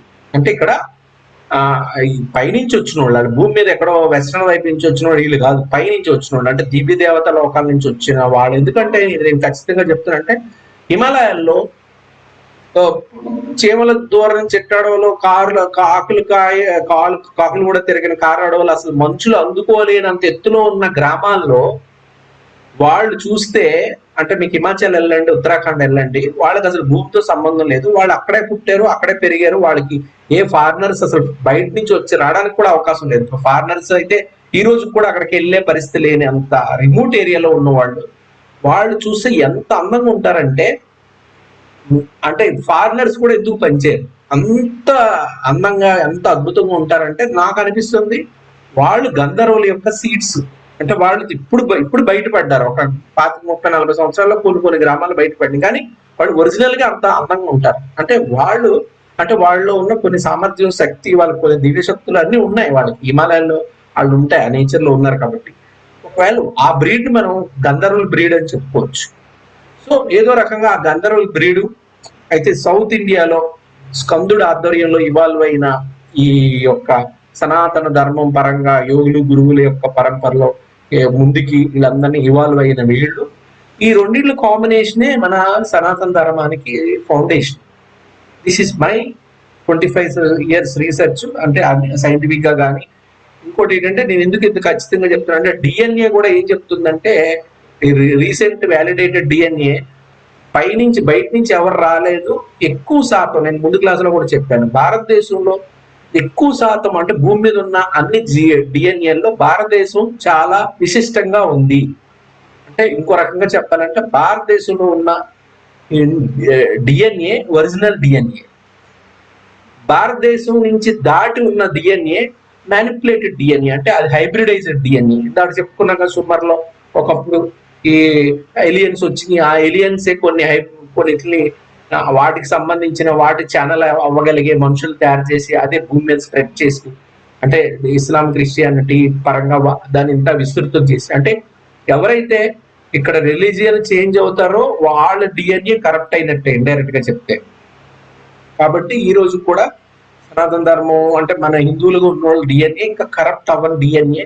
మన డిఎన్ఏ యొక్క స్టాండర్డ్స్ ఇంప్రూవ్ చేసుకోవాలంటే ఈ సనాతన ధర్మంలో ఉన్న రహస్యాలు తెలుసుకొని మనం యాక్టివేట్ చేసుకుంటే గనక ఆ దివ్య లోకానికి మనం ఒక మెయిన్ రోడ్డుని మన ఇంటర్నల్ గా మన దివ్య లోకాన్ని అందుకోగలగడానికి, జీవితంలో అద్భుతంగా మార్చుకోవడానికి, ముఖ్యంగా ఈతి బాధలు, కర్మ సంబంధమైన బాధలు లేదా భౌతికమైన ఈ మాయాలోకంలో ఉన్న దరిద్రాల నుంచి బయటపడడానికి అయితే 100% పాజిబుల్. అది ఓన్లీ మనకి మాత్రమే ఉంది అవకాశం. ఇక్కడ సబ్జెక్ట్ లో ఇక్కడ ఏంటుంది, కార్తికిస్తాన్ అంటే ఇది మనము ఏమవుతుందంటే మన హిందువులు అన్ని ఉండి కూడా మనం ఇంకా గుడ్డిగా జడ్డిగా బతకడానికి అలవాటు పడిపోయాం. ఎందుకంటే గాంధీ గారు అలాగన్నారు, లేకపోతే నెహ్రూ ఇలా చెప్పాడు అంటే మనం అంతా ప్రోగ్రామ్ అయిపోయాం రాంగ్ రూట్ లో. బయట ఉన్నోళ్ళు, నిజం తెలుసుకున్న వాళ్ళు వెంటనే బయటపడుతున్నారు. ఈ కుర్దిస్తాన్ లోని వీళ్ళు తెలుసుకున్నారంటే మా మూలాలు హిందూ ధర్మంతో ముడిపడి ఉంది. అసలు ఇది చాలా, అంటే దీని చుట్టుపక్కల అన్ని కూడా ఫుల్లీ క్రిస్టియన్ కంట్రీలే కదా, సారీ ఇస్లామిక్ కంట్రీస్. ఇరాన్ అంతా ఇస్లాము, ఇరాక్ అంతా అసలు మొహమ్మద్ గారికి కానీ ఈవెన్తో అంటే మనకి ఇస్లాంలో 2 వర్గాలు ఉంటాయి. అంటే మన ఇండియాలో వాళ్ళకి ఏమో అవగాహన లేదు, వీళ్ళు ఏంటంటే జస్ట్ టోపీలు పెట్టుకొని గడ్డాలు పెట్టేసుకుంటే ఓన్లీ మైనారిటీల కింద అడ్వాంటేజ్ తీసుకోవడానికి వీళ్ళంతా మారేది తప్పితే, అంటే మన ముందు హిందువులే ఒకప్పుడు. కానీ వాళ్ళకి తెలుసు వాళ్ళు ఏంటన్నది. ఇస్లాం గురించి బాగా అవగాహన ఉంది ఎవరికి అంటే గనక, అంటే అది మంచో చెడో కానీ వాళ్ళకి దాని పర్పస్ ఏంటి, దాని స్ట్రెంత్ ఏంటి, దాని యొక్క వ్యవహారం ఏంటి అన్ని కూడా ఈ ముఖ్యంగా అరబ్ కంట్రీ వాళ్ళకి తెలుసు. ఈ అరబ్ కంట్రీ వాళ్ళు ఏదైతే దీన్ని ఇస్లాంని వాళ్ళు స్ప్రెడ్ చేశారో వాళ్ళకి అసలు సిసలైన మేజర్ క్యాపిటల్ ఏంటంటే బాగ్దాద్. అంటే మనకి సున్నీ షియా 2 వర్గాలు మీకు తెలుసు ఇస్లాంలో. ఈ 2 వర్గాలకి పుట్టినిల్లు బాగ్దాద్. ఎందుకంటే ఈ రోజు కూడా మొత్తం ఇరాక్ అంతా అసలు మొదట కాలిఫేట్ నుంచి కూడా ఇరాన్ అంటే మూల అస్తిత్వం. ఇప్పుడు మనం ఎలాగైతే హిందూ ధర్మానికి కాశీ ఎంత ముఖ్యమో వీళ్ళకి ఇరాక్ అంత ముఖ్యం మొత్తం ఇస్లాంకి. ఎందుకంటే ఆ మొదట కాలిఫేట్స్ నుంచి కూడా మొహమ్మద్ ఉన్నప్పటి నుంచి కూడా ఎక్కువ యాక్టివిటీ ఎక్స్పాన్షన్ అనేది బాగ్దాద్ పరంగా జరిగింది. బాగ్దాద్ లోని వాళ్ళు మెయిన్ సెంటర్స్, అంటే బాగ్దాద్, సిరియా, డెమాస్కస్ చాలా ఓల్డెస్ట్. అంటే ఇవన్నీ సుమారు 1000 సంవత్సరాల చరిత్ర ఉన్నది వీళ్ళకి. అంటే 1000 ఇప్పుడు 1400 సంవత్సరాలు అయింది కాబట్టి 1000 సంవత్సరాల ముందు నుంచి ఏదన్నా చరిత్ర ఉంది అంటే కనుక ఇస్లాంకి సంబంధించిన మూలాలకు సంబంధించిన వాళ్ళకున్న 2 అంటే ఏదంటాను ఇప్పుడు అదే షియాసు సున్నీలకు కూడా పుట్టినీళ్ళు బాగ్దాద్. అలాంటి అంత ఉధృతమైన అంటే ఇస్లామైజేషన్ ఉన్న బాగ్దాదు, ఇరాన్ గురించి మీరు చెప్పక్కర్లేదు. వెనక్కి వెళ్తే బ్యాక్ సైడ్ ఉన్నది తుర్కీ, తర్వాత సిరియా. ఈ 4 వైపులా సమృద్ధిగా అసలు ఇస్లామిక్ సివిలైజేషన్ కి అంటే ఇస్లామిక్ యొక్క ఈ మత ఛాందసానికి పుట్టినీళ్ళు అయిన ఈ కంట్రీల మధ్యన వీళ్ళు ఈ కుర్దిస్తాన్ అంటే వీళ్ళందరికీ మూలం మళ్ళీ కుర్దీలే. అంటే ఈ జాతులన్నీ పుట్టడానికి కుర్దీలే అసలైన మూల జాతి కుర్దులు. వీళ్ళు ఇవన్నీ పుట్టడానికి, ఇరాక్ పుట్టడానికి, అటు ఇరాన్ పుట్టడానికి, బాగ్దాది పుట్టడానికి, తుర్కీలకి ఈ జనాలు 4 వైపులా ఎక్స్పాండ్ అవడానికి మూల పురుషులు కుర్దులు. కుర్దుల యొక్క రిలీజన్ ఏంటి అంటే వాళ్ళ రిలీజన్ కనెక్షన్స్ ఎక్కడ ఉందంటే కార్తికేయులతో ఉంది. ఇది మీకు ఇక్కడ అసలైన ట్విస్ట్. అందుకే వీళ్ళు ఈ మధ్యన ఇవన్నీ తవ్వి తెలుసుకున్నాక అక్కడ ఉన్న ప్రూఫ్స్, ఎవిడెన్స్, వాళ్ళు అందులోకి ఇస్లాంలో ఉన్న ఛాందస్వాదానికి వాళ్ళు బలి అవ్వడంతో వాళ్ళకున్న కొన్ని రిచువల్స్ ఉంటాయి, వాళ్ళు వంశపారంపర్యంగా వచ్చిన రిచువల్, వాటి వల్ల వాళ్ళు చాలా ప్రాసిక్యూటెడ్ అయ్యారు. వీళ్ళందరూ ఆక్రమించబడ్డారు వాళ్ళ ప్రాంతాలు.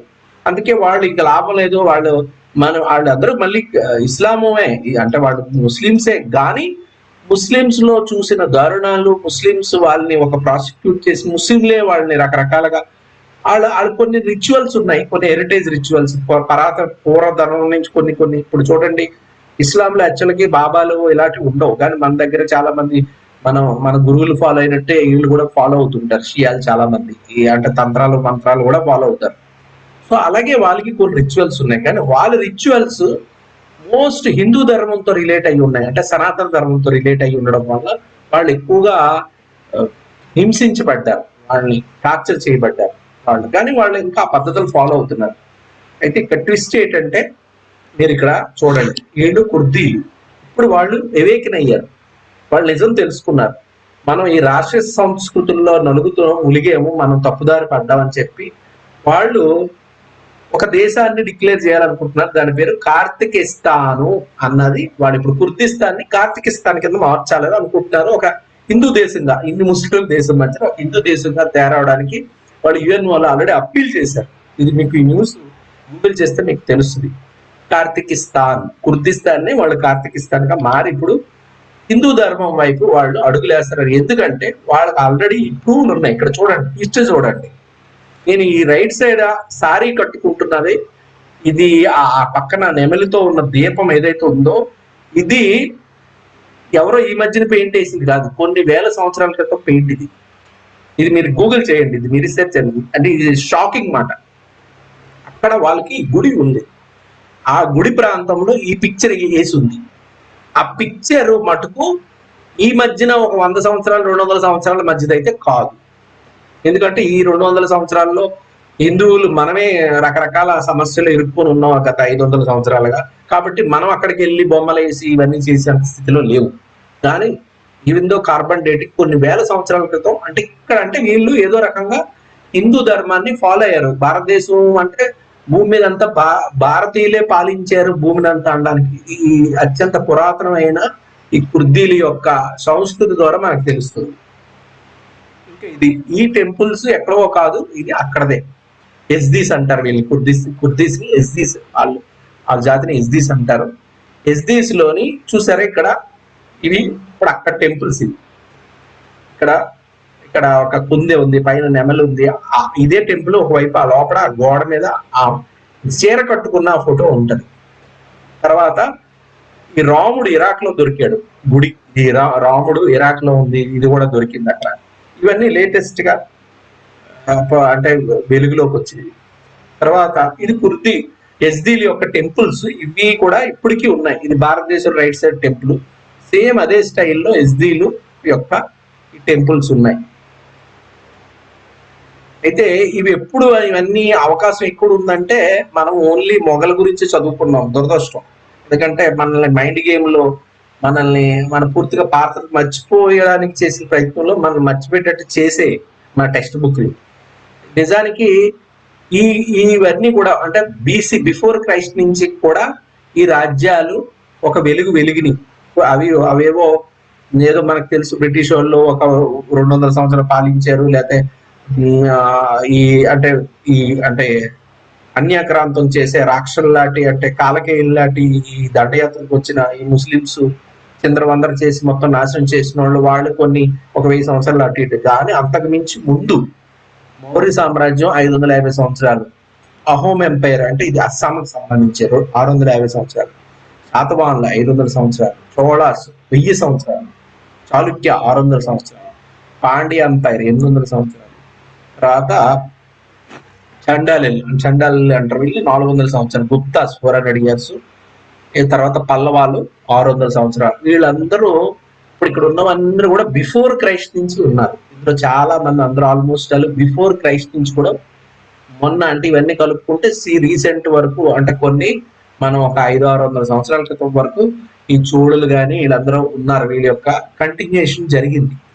యాక్చువల్గా మనకి ఈ మధ్య లేటెస్ట్ గా వచ్చిన అప్డేట్ ఏంటంటే మనకి శ్రీకృష్ణుడు అంటే అతను శ్రీకృష్ణుడు మనవడు అంటే ఆయన కొడుకు అప్పటి నుంచి కూడా లీనేజ్ ఉంది. ఇప్పుడు అన్ని డాటా దొరికింది అంటే మనకి కంటిన్యూటీ ఉంది. అంటే ఈ సివిలైజేషన్ యొక్క ఉన్నతమైన సివిలైజేషన్ మనమే కంటిన్యూటీ ఉంది కాబట్టి ప్రపంచంలో మన భారతదేశానికి ప్రత్యేక ఇన్ఫ్లుయెన్స్ ఉంటూ వచ్చింది. ఎప్పుడు 1000 సంవత్సరాల క్రితం వరకు ఇవన్నీ యాక్టివ్గా ఉన్నాయి. ఈ 1000 సంవత్సరాలు వచ్చిన దరిద్రమే అది మనకి. ఇప్పుడు ఇది అర్థమైతే మీ అందరికీ అన్నీ అర్థమైనట్టే. ఈజిప్ట్ అంటే ఇవన్నీ బయట వచ్చినవంటే ఇప్పుడు అన్ని తొక్కు పెట్టారు. ఇవన్నీ ఇప్పుడు ఇన్ఫర్మేషన్ టెక్నాలజీ వచ్చింది కాబట్టి. ఒకప్పుడు ఇప్పుడు మనం ఏమంటామంటే హిందూ ధర్మం తెలుసు, చాలా పురాతనమైంది సనాతన ధర్మము. హిందూ ధర్మం తర్వాత ఏమున్నారంటే ఎవరు వచ్చారంటే పారసీస్ చెప్తాము, తర్వాత పారసీ జొరాస్ట్రియన్స్ తో పాటు యూదులు కూడా చెప్తాము. యూదులు అంటే జొరాస్ట్రియన్స్ తర్వాత యూదులు అని చెప్తాం. ఎందుకంటే యూదులు అనే ఒక ఐడెంటిటీని క్రియేట్ అయిందే జొరాస్ట్రియన్స్ ద్వారా. సైరస్ ద గ్రేట్ 500 BCలో ఆయన వెళ్ళి ఈజిప్ట్ లో బానిసలుగా ఉన్న అదే ఇజ్రాయేలీలని ఆయన విడిపించడం జరిగింది. వాళ్ళందరికీ ఫ్రీడమ్ ఇచ్చి వాళ్ళు ప్రాక్టీస్ చేసుకొని వాళ్ళు టెంపుల్ కట్టుకొని నిలబెట్టడానికి అవకాశం ఇచ్చింది ఎవరు అంటే సైరస్ ద గ్రేట్. సైరస్ అంటే ఎవరో మనం ముందే చెప్పుకున్నాం. సైరస్ పూర్తిగా మన యజుర్వేదంతో కనెక్ట్ అయి ఉన్న లీనేజే ఈ యొక్క పారసీస్ అంటాం. పారసీ అంటే ఇప్పుడు పారసీ అంతా ఇరాన్ గా మారిపోయింది, అంటే ముస్లిం కంట్రీగా మారిపోయింది. కాకపోతే ఒకప్పుడు ఇరాన్ అంతా పారసీస్. ఈ పారసీస్ అనే దానికి బోల్డ్ వాళ్ళకి తెలుసు, పారసీ వాళ్ళకి కూడా తెలుసు. అదంతా మన సనాతన ధర్మం నుంచి యజుర్వేదం ద్వారా వాళ్ళు తీసుకున్నదే ఆ ధర్మమే పారసీస్ అంటాము. అంటే పారసీస్ కి ముందు కూడా ఏదన్నా అంటే పారసీస్ తర్వాతే ఇవన్నీ వచ్చినాయి. పారసీస్ తర్వాతే అసలు ఈ ఇజ్రాయిలీలు అంటే యూదుల యొక్క అస్తిత్వం వచ్చింది. యూదులకి ఎక్స్టెన్షనే క్రిస్టియానికి ఇంకొక మ్యానిపులేషనే ఇస్లాము. అంటే ఇవన్నిటికి పారసీలే అత్యంత పురాతనం. అంటే పారసీల కంట అంటే మనకి ఇప్పుడు అకాడమిక్ గా పారసీల కంట పురాతనం ఎవరు కనిపిస్తున్నారు? ఈజిప్ట్ కనిపిస్తున్నారు. ఈజిప్ట్ సివిలైజేషన్, సుమేరియన్ తర్వాత ఈజిప్ట్, ఆల్మోస్ట్ సుమేరియన్ ఈజిప్ట్ సమకాలికంగా ఉన్నారు ఒక రకంగా. అలాంటి ఈజిప్ట్ వాళ్ళు ఇండియా వచ్చిన దానికి ఇది ప్రూఫ్. ఆయన అంటే ఈజిప్ట్ లో ఒక అత్యున్నతమైన ఒక మంచి రూలింగ్ చేసిన పవర్ఫుల్ కింగ్, ఈజిప్ట్ కింగ్ డైనోసియస్. ఆ డైనోసియస్ ఇండియా వచ్చి భారతదేశంతో సత్సంబంధాలు పెంచుకొని మన సనాతన ధర్మాన్ని ఆయన ఆచరించిన సందర్భం, లేదంటే వాడు అక్కడ విస్తరించుకున్న సందర్భము ఈ రైట్ సైడ్ కనిపిస్తుంది. ఇది అక్కడ టెంపుల్ ఉంది, అక్కడ రాముడి యొక్క టెంపుల్. అంటే అసలు మానవ యొక్క సంస్కృతి, మానవ యొక్క అత్యున్నత సంస్కృతి, ఆర్య సంస్కృతి రాముడి ద్వారా జరిగింది. కాబట్టి భూమి అందుకే ఈ రోజు కూడా భూమి మీద అనేక చోట్ల శివలింగాలు చాలా చోట్ల దొరికినాయి. ఆ తర్వాత శివలింగాలు తుర్కీలో దొరికినాయి, శివలింగాలు చాలా యూరోప్ కంట్రీలో దొరికినాయి. లేటెస్ట్ డిస్కవరీ అవన్నీ నా దగ్గర ఉన్నాయి. ఇప్పుడు శివలింగాలు పక్కన పెడితే, శివలింగాలు అంటే మేము ఏదో అనుకోవచ్చు, శివలింగాలు అంటే ఏదో అది మీరు శివలింగం అంటున్నారు కానీ అదేదో వేరేదే, అది మీరు దానికి ఒక పేరు పెట్టేస్తున్నారని వాళ్ళు ఏమన్నా ఆర్కు చేస్తే, రాముడు కూడా అదే ప్రతి చోట దొరికింది. అది ఇప్పుడు ఇక్కడ సబ్జెక్ట్ తీసుకుంటే ఇది మనం ఎంత ప్రపంచాన్ని అబ్బురిపరిచిన అత్యంత oldest and longest civilization, ancient civilization అనుకున్న ఈజిప్ట్ లో కూడా రాముడి యొక్క విగ్రహాలు దొరకడం ఇక్కడ ఇది విశేషం. అయితే ఈ రాముడి యొక్క ఈ త్రేతాయుగపు ఆర్య సనాతన ధర్మాన్ని ముందుకు నడిపించారు ఎవరన్నా ఆ తర్వాత కాలంలో అంటే అది ఆ క్రెడిట్ ఓన్లీ స్కందుడిదే దొరుకుతుంది. ఎందుకంటే త్రేతాయుగం నుంచి కూడా ఈ అంటే మనకి కరెక్ట్ గా చెప్పాలి అంటే కనుక పోస్ట్ రామ సివిలైజేషనే మనం స్కందుడిగా చెప్పుకోవచ్చు ఒక రకంగా. ఎందుకంటే స్కందుడు టైంలో అంత ఇన్ఫ్లుయెన్స్ భూమి మీద ఉండబట్టే ప్రతి చోట సనాతన ధర్మం అనేది ప్రతి దేశంలో ఈ రోజున ఎక్స్పాండ్ అయ్యింది. అంటే అంత హైలీ ఇవాల్వ్డ్ సివిలైజేషన్ స్కందుడు ద్వారా భూమి మీద విస్తరించబడింది అనే దానికి మనం కుమారకందం ద్వారా మనకు అర్థమవుతుంది. అది ప్రపంచాన్ని అంతా కూడా ఆ టైంలో సమకాలీనంగా ప్రభావం చూపింది అని చెప్పుకోవచ్చు. కాబట్టి ఈ సనాతన ధర్మాన్ని పునర్జీవనం చేసి భూమి మీద ముఖ్యంగా మానవుల యొక్క మనుగడకి డివైన్ మ్యాట్రిక్స్, దివ్య ప్రణాళికకి అనుగుణమైన దారిని చూపించింది ఎవరన్నా భూమి మీద ఉంటే కనుక ప్రత్యక్షంగా ఆయన స్కందుడు. ఆయనే మన కార్తికేయుడు, షణ్ముఖ స్వామి, సుబ్రహ్మణ్యం, కుమారస్వామి, ఇలాగ ఎన్నో పేర్లు ఉన్నాయి. అందుకే మన మూలాలకి, భారతదేశం మూలాలు ఆర్య సంస్కృతికి అంటే ఋషి సంస్కృతికి మూలాల గురించి ఎవరైనా చెప్పుకుంటే గనక రాముడు తర్వాత మనం చెప్పుకోదగ్గ వ్యక్తి ఎవరు అంటే కనుక స్కందుడు.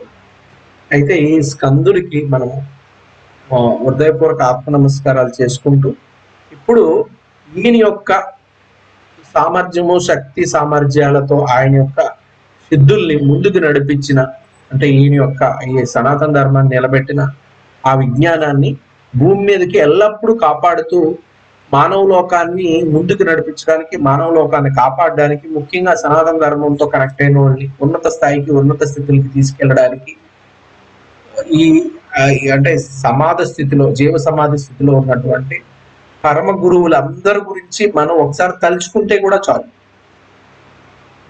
భక్తి భావంతో తలుచుకుంటే కూడా మనల్ని వాళ్ళు ముందుకు నడిపిస్తారు అనడంలో ఎటువంటి సందేహం లేదు. అయితే ఆ విధంగా అంటే ఆ ఆర్డర్ లో అయితే కూడా according to the profound teaching of Siddharth enlightened masters take birth repeatedly along the Arunachalam. అంటే వీళ్ళు ఈ స్కందుడి యొక్క ఆర్డర్ లో ఈ యొక్క ప్రామాణికతను అంటే మానవత్వాన్ని రక్షించడానికి మనిషి యొక్క దివ్య ప్రాణాలకు అనుగుణంగా ఉన్నత లోకాలని ముక్తి మోక్షాన్ని పొందడానికి కర్మరహిత జీవితంలో ముందుకే నడడానికి అన్ని యొక్క గ్రహ బలాలు కానీ దుష్టాల కష్టాలు దరిద్రాల్ని తొలగించడానికి అంటే కరుణతో ప్రేమతో దయతో వాళ్ళు ఉన్న అపారమైన శక్తుల్ని కూడా వాళ్ళు భూమి మీద అంటే వాళ్ళు ఉన్నత లోకాలకు వెళ్లకుండా కరుణ కృపా కటాక్షాలు మానవ లోకాలని ఉద్ధరించడానికి వాళ్ళు జీవ సమాధులుగా అంటే త్రేతాయుగం నుంచి కూడా వాళ్ళు జీవ సమాధుల్లో మన అరుణాచలం చుట్టుపక్కల జీవ సమాధుల్లో ఉన్నారు. వాళ్ళు జీవ సమాధుల్లో ఉంటూనే వాళ్ళు ఉన్న టైంలో ఎవరినైతే తయారు చేశారో అంటే ముందు ఈ లోకాన్ని ముందు నడిపించడానికి ఆ సిద్ధుల్ని అనేక ప్రాంతాలకి పంపించడం అనేది జరిగింది. అలాంటి సిద్ధయారులే వాళ్ళు జపాను చైనా కొరియా ప్రాంతాలకు వెళ్ళి కూడా ధర్మాలను విస్తరించారు. అవి ఎలాగ ఏంటన్నది రేపు క్లాస్ లో చెప్పుకుందాం. వీళ్ళు అంటే మన లేటెస్ట్ టైంలో తీసుకుంటే వీళ్ళంతా సిద్ధార్థులు వేల సంవత్సరాల క్రితం నుంచి ఈ పని జరుగుతుంది. లేటెస్ట్ గా తీసుకుంటే ఎలాగైతే మనం పరమహంస యోగానంద ఆయన గురువు గారు అంటే యుక్తేశ్వర గిరి యొక్క కృపా కటాక్షాలతో ఆయన ఈ యొక్క అంటే ఎవరు మన బాబాజీ గురించి ఆయన క్రియాయోగం నుంచి యోగదా సత్సంగం ద్వారా ప్రపంచం అంతా ఎలాగైతే తెలియజేశారో అలాగే అతనికి ముందు అంటే రామకృష్ణుల యొక్క కృపా కటాక్షాలతో వివేకానందుడు ఈ యొక్క మన ధర్మం గురించి మన సంస్కృతి నుంచి ప్రపంచాన్ని తెలియజేసేటట్టు ఆయన ఎలాగైతే 200 సంవత్సరాల క్రితం కృషి చేశాడో అలాగే ఎంతో మంది మనకి యోగి అతను రామ అంటారు కదా యోగి రామ ఆయన గురువు కూడా ఆయన వెనకాల అలాగే నిలబడే ముందుకు నడిపించారు. లేదంటే అందరికీ తెలిసిన ఇస్కాన్ అనేది పూర్తిగా అది అబ్రాడ్ లోనే తయారైంది. దాన్ని నడిపించేది కూడా అందరూ కూడా వైట్ పీపులే, అమెరికన్సే రన్ చేస్తున్నారు. దాని మరి అందరూ ఎంతో మంది హరికృష్ణ మూవ్మెంట్ ప్రతి దేశంలోని భారీ ఎత్తున ఉన్నది. ముఖ్యంగా రష్యాలో కొన్ని రాష్ట్రాలను ఆక్రమించున్నది. అలాంటి ఇస్కాన్ మూవ్మెంట్ కి ఎవరి కృపా కటాక్షాలతో ఆయన అంత ముందుకెళ్ళి అంత అద్భుతం చేసి అంత ఎక్స్ట్రాడినరీ వర్క్ ద్వైతంలోని అంత వర్క్ చేయగలిగారు అంటే కనుక అంత లార్జ్ స్కేల్ లో అంటే అదే ఆయనకి మూల గురువు ఎవరంటే భక్తి సిద్ధాంత సరస్వతి. ఆయన కృపా కటాక్షాలతోనే అదే మన ఇస్కాన్ యొక్క ఫౌండర్ ఆయన ఏమంటారు మన అదే భక్తి అంటే అతనికి మూలమైన అతను అదే భక్తి సిద్ధాంత సరస్వతి మహారాజు. అంటే నేను అదే లీనేజ్ లో ఆయన ఒక డైరెక్ట్ శిష్యుడు గారిని నేను హరినామం తీసుకున్నాను. ఇస్కాన్ ఫౌండర్ ఎవరైతే ఉన్నారో అతని శిష్యుడు అంటే ఈ భక్తి సిద్ధాంత సరస్వతి యొక్క ఆయనే చెప్తాడు అంటే నువ్వు వెళ్ళి వెస్ట్రన్ కంట్రీస్ లోకి వెళ్ళి ప్రచారం చెయ్యని ఆయన ఇచ్చిన ఆ బలంతో ఇస్కాన్ ఆవిర్భావం చెంది మొత్తం వెస్ట్రన్ కంట్రీస్ ని ఇన్ఫ్లుయెన్స్ చేయగలిగింది. అంటే ఇలాగా ఏదన్నా ఒక శిష్యుడు చేసేయడానికి అంటే కనుక దాని వెనకాల ఉన్న గురువుల యొక్క తపశ్శక్తితోటి శిష్యుడు చేస్తాడు. ఇది మనకు తెలిసిన ఈ 2, 3, 4 లేకపోతే 10 ఎగ్జాంపుల్స్ తో కాదు. ఇది కొన్ని వేల సంవత్సరాలుగా అంటే త్రేతాయుగం నుంచి కూడా ఈ యొక్క నడవడిక అనేది మన సనాతన ధర్మంలో ఉంది. అంటే భూమిని కాపాడి జనాల్లో ఆ మేలుకొలిపేది అనేది కంటిన్యూస్ గా ప్రాసెస్ జరుగుతుంది. దాంట్లో మనకు తెలిసిన ఈ పైన చూసి దీనికి మించిన లోతైన ఇంకా విషయాలు ఏ రకంగా ఎప్పుడు ఎవరు ఏ రకంగా భూమి మీద ఈ సనాతన ధర్మం అంటే త్రేతాయుగం నుంచి ఏ రకంగా ఈ వర్క్ జరిగింది, వాళ్ళకి సంబంధించిన జీవ సమాధులు ఎక్కడున్నాయి అంటే ముఖ్యంగా కొంత కీలకమైన వ్యక్తులు జీవ సమాధులు తెలుసుకోవడం వల్ల మనకు చాలా ప్రయోజనం ఉంటుంది. ముఖ్యంగా అందరూ మనం మెడిటేటర్లే కాబట్టి ఆ ప్లేస్కి వెళ్ళి మనం ధ్యానం చేస్తే కూడా వాళ్ళని వ్యక్తిగతంగా కలిసి వాళ్ళ యొక్క బ్లెస్సింగ్ తీసుకొని ఎలాగైతే మన కర్మల్ని అన్నిటిని దరిద్రాన్ని దాటి సిద్ధులు శక్తులు పొందొచ్చో అంతే ఫలితాన్ని వాళ్ళ జీవ సమాధానం నుంచి మనం పొందడానికి పూర్తి అవకాశం. మీకు దానికి కావాల్సిన నేను ట్రైనింగ్ ఇవ్వమంటే ఇస్తాను, మీరే చెప్పచ్చు మీ లైఫ్ లో ఎన్ని మార్పులు వచ్చినాయి. ఇంకా దీని ఫర్దర్ గా ఎక్కడ అత్యంత అంటే ఈ సనాతన ధర్మంలో స్కందుడి యొక్క ఆర్డర్ లో వచ్చిన ఈ సిద్ధులు అంటే అపారమైన శక్తులు ఉన్న అనంతమైన లోకాలతో కనెక్షన్ ఉన్న ఈ దివ్య దేవతా శక్తుల్ని మన చేతిలో పెట్టగలిగే ఈ మహాసిద్ధులు యోగులు కీలకమైన వాళ్ళు ఎక్కడున్నారు, వాళ్ళ జీవ సమాధులు ఎక్కడ ఉన్నాయి అనేది మనం రేపు డీటెయిల్ గా చెప్పుకుందాం. ఎందుకంటే అది 1 గంట పడుతుంది, 1 by 1 కంటిన్యూ చేద్దాం. అందులో కొన్ని ఇంపార్టెంట్ పీపుల్ మా దగ్గర సుమారుగా వీళ్ళు మెయిన్ అంటే సప్త ఋషుల యొక్క మహావిజ్ఞానాన్ని పూర్తిగా పొంది అన్ని రకాల శక్తులు సిద్ధులు కలిగి జీవ సమాధిలో ఉంటూ భూమిని రక్షిస్తూ అంటే ఎవరైతే సనాతన ధర్మం ద్వారా ముందుకెళ్తారో వాడికి దిశ చూపించడానికి దివ్య మార్గంలో వాళ్ళు ముఖ్యమైన వాళ్ళు ఉన్నారు. సిద్ధయ్యారు సార్ అంటారు వాళ్ళ గురించి రేపు క్లాస్ లో మనం భక్తి శ్రద్ధలతో వాళ్ళ గురించి తెలుసుకున్నప్పుడు వాళ్ళ మననం చేసుకున్నప్పుడు మనం ఆ ప్లేసులకి వెళ్ళి మనం ధ్యానం చేయడానికి అవకాశం ఉంటుంది. ఆ ధ్యానం చేసినప్పుడు మనలో అద్భుతమైన ట్రాన్స్ఫర్మేషన్ తప్పకుండా జరుగుతుంది. ఇది స్వస్తి. హరి ఓం హరి ఓం హరి ఓం.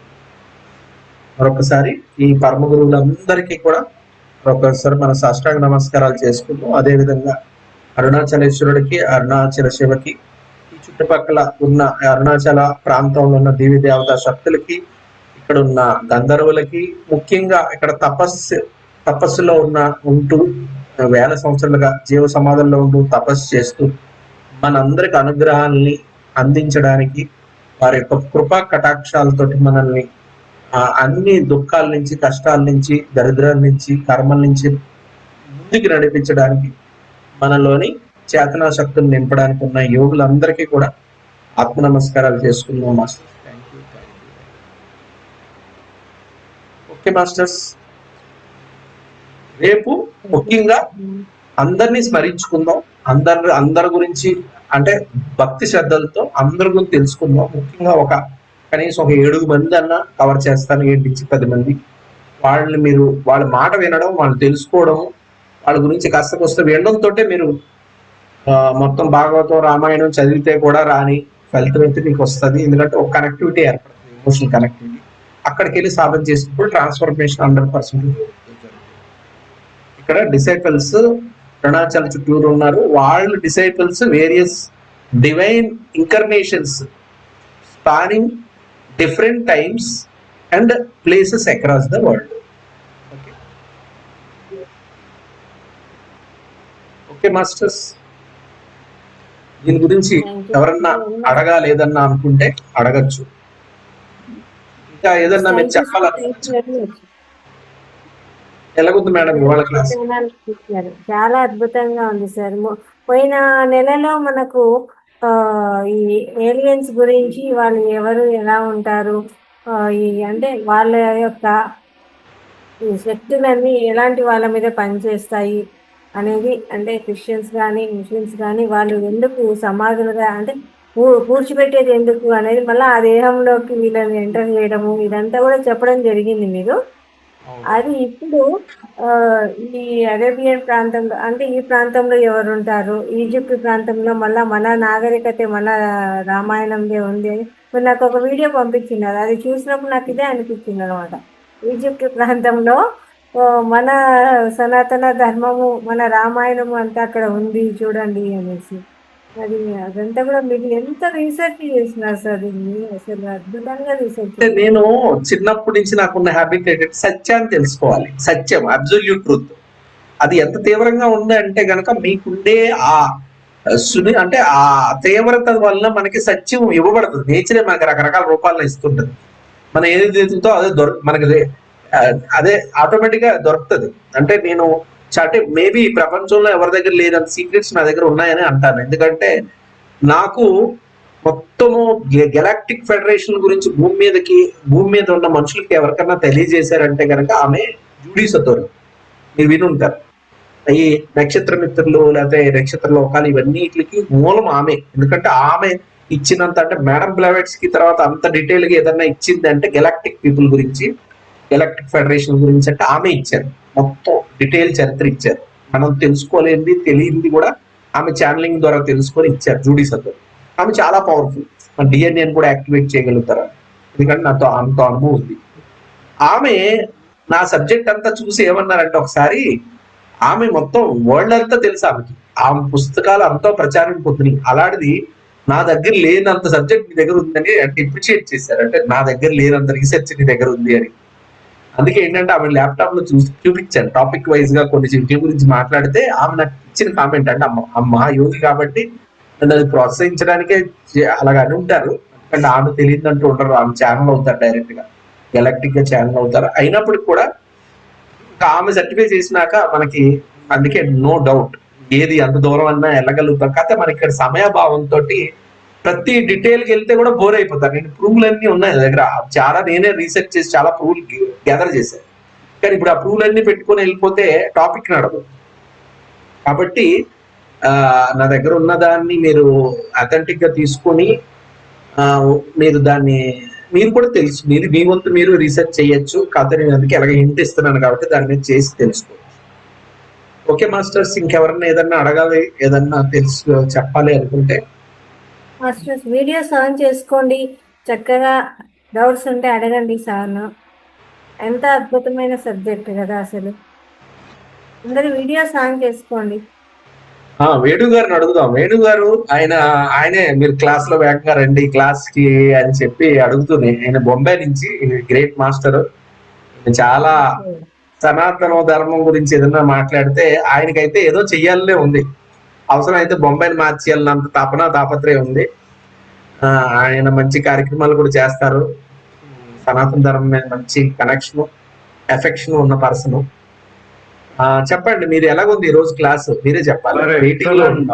అద్భుతం సార్. ఇంత certificated knowledge is nothing actually. All the engineering knowledge ఈ శూన్య. ఇటువంటి వినాలని ఇంకా అనిపిస్తుంది మాకు సార్. ఇది మన నిన్నటిది కూడా మంచి క్లాస్. నిన్నటిది కూడా ఇది యూట్యూబ్ మన దాంట్లో ఉంటాయి, యూట్యూబ్ లో ఉంటాయి. నిన్నటిది మీరు వినొచ్చు. ఎవరైనా సరే నా పాత కూడా వినండి. అంటే ప్రతి క్లాసు ఒకదానికి మించి ఒకటి ఉంటది, ఒకదాని ఒక కాపీ లాగా ఉండదు. అది చెప్పండి ప్లీజ్. అయితే ఒక జ్యోతి మేడం గారు జాయిన్ అయ్యారు కొత్తగా.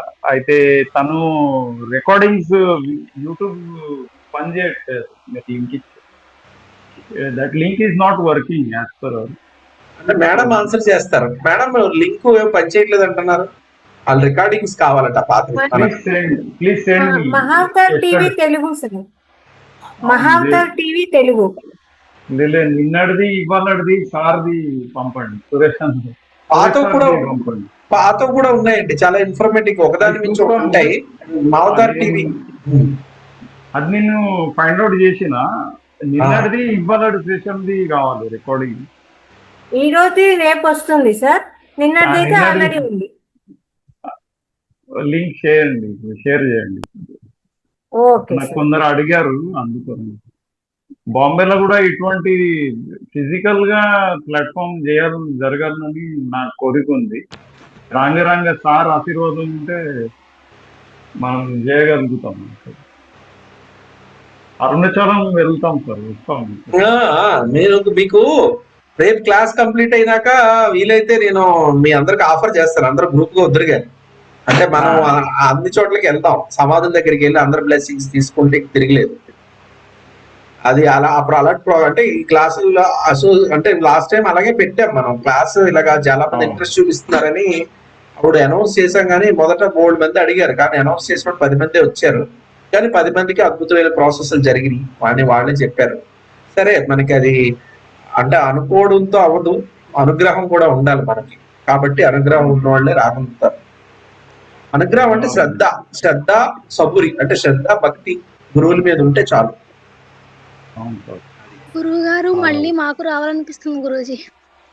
రా ఎందుకు నెక్స్ట్ ఇప్పుడు మనం ఈసారి గురువుల దగ్గరికి వెళ్దాం. ఈ గురువులు చాలా మంది రేపు చెప్పుకుంటాం, చాలా కీలకమైన గురువులు వాళ్ళంతా. వాళ్ళు మనం ఆ కీలకమైన గురువులు అన్ని ఏమేమి చూడగలుగుతామో. అయితే ఇది ఏంటంటే అరుణాచలం కాకుండా అరుణాచలం బయట ఉన్నాయి చాలా వరకు, నాగర్కోయిలు లేకపోతే కన్యాకుమారి అని, లేదంటే వేరే వేరే ప్రాంతాలు, ముఖ్యంగా పళని చాలా ఇంపార్టెంట్. నేను వెళ్ళాలనుకుంటా. పళని తెలుసు కదా, కుమారస్వామిది మెయిన్ ప్లేస్. గురుగారు పళనిలోని తిరుత్తని కూడా సార్, తిరుత్తని ఇవన్నీ ప్లేసులు. అంటే మనం ఇప్పుడు ఒకేసారి కన్యాకుమారికి వెళ్ళకపోయినా సరే ఈ వెళ్ళగలిగేవి. అంటే 10 మంది గురువులు, ఒక 5 6 గురువులన్నా మనం ఒక దగ్గర ఉన్నవి, ఒక పక్క డిస్ట్రిక్ట్ లో ఉన్నవి కవర్ చేసి రావచ్చు. చూద్దాం మరి దాన్ని ఎలాగ ఏంటన్నది ప్లాన్ చేద్దాం. మీరు ముందు క్లాస్ అటెండ్ అవ్వండి, కనీసం 1 గంట అయినా సరే ఈ పరమ గురువులు తలుచుకొని ధ్యానం చేయండి చాలు. బాబాజీని తలుచుకుంటే ఆటోమేటిక్ ఈ పరమ గురువులు అందరూ ఆయన దగ్గర లైన్అప్ చేసేస్తారు. గురువు గారు బాబాజీ గారిది ఒక ఫోటో స్క్రీన్ షేర్ చేయండి గురూజీ. బాబాజీ నువ్వు అప్పుడు నా దగ్గర ఉన్నాయి మా ఫొటోస్, కాకపోతే నువ్వు తీసుకెళ్లాల్సింది. నా దగ్గర ఫొటోస్ ఉన్నాయి యాక్చువల్ గా, మంచి ఫొటోస్ ఉన్నాయి. అసలు నెక్స్ట్ టైం వచ్చినప్పుడు తీసుకుంది కానీ. ఓకే గురుగారు, థ్యాంక్ యూ గురుగారు. హరి ఓం గురుగారు. ఓకే మాస్టారు, ఇంకేమన్నా అడిగేది ఉంటే చెప్పచ్చు, మీరు హ్యాండ్ రైజ్ చేయండి, లేకపోతే మనం ఇంకా బ్రేక్ తీసుకుందాం. శుభలక్ష్మి గారు, కేశవులు గారు. సార్ బాగున్నారా?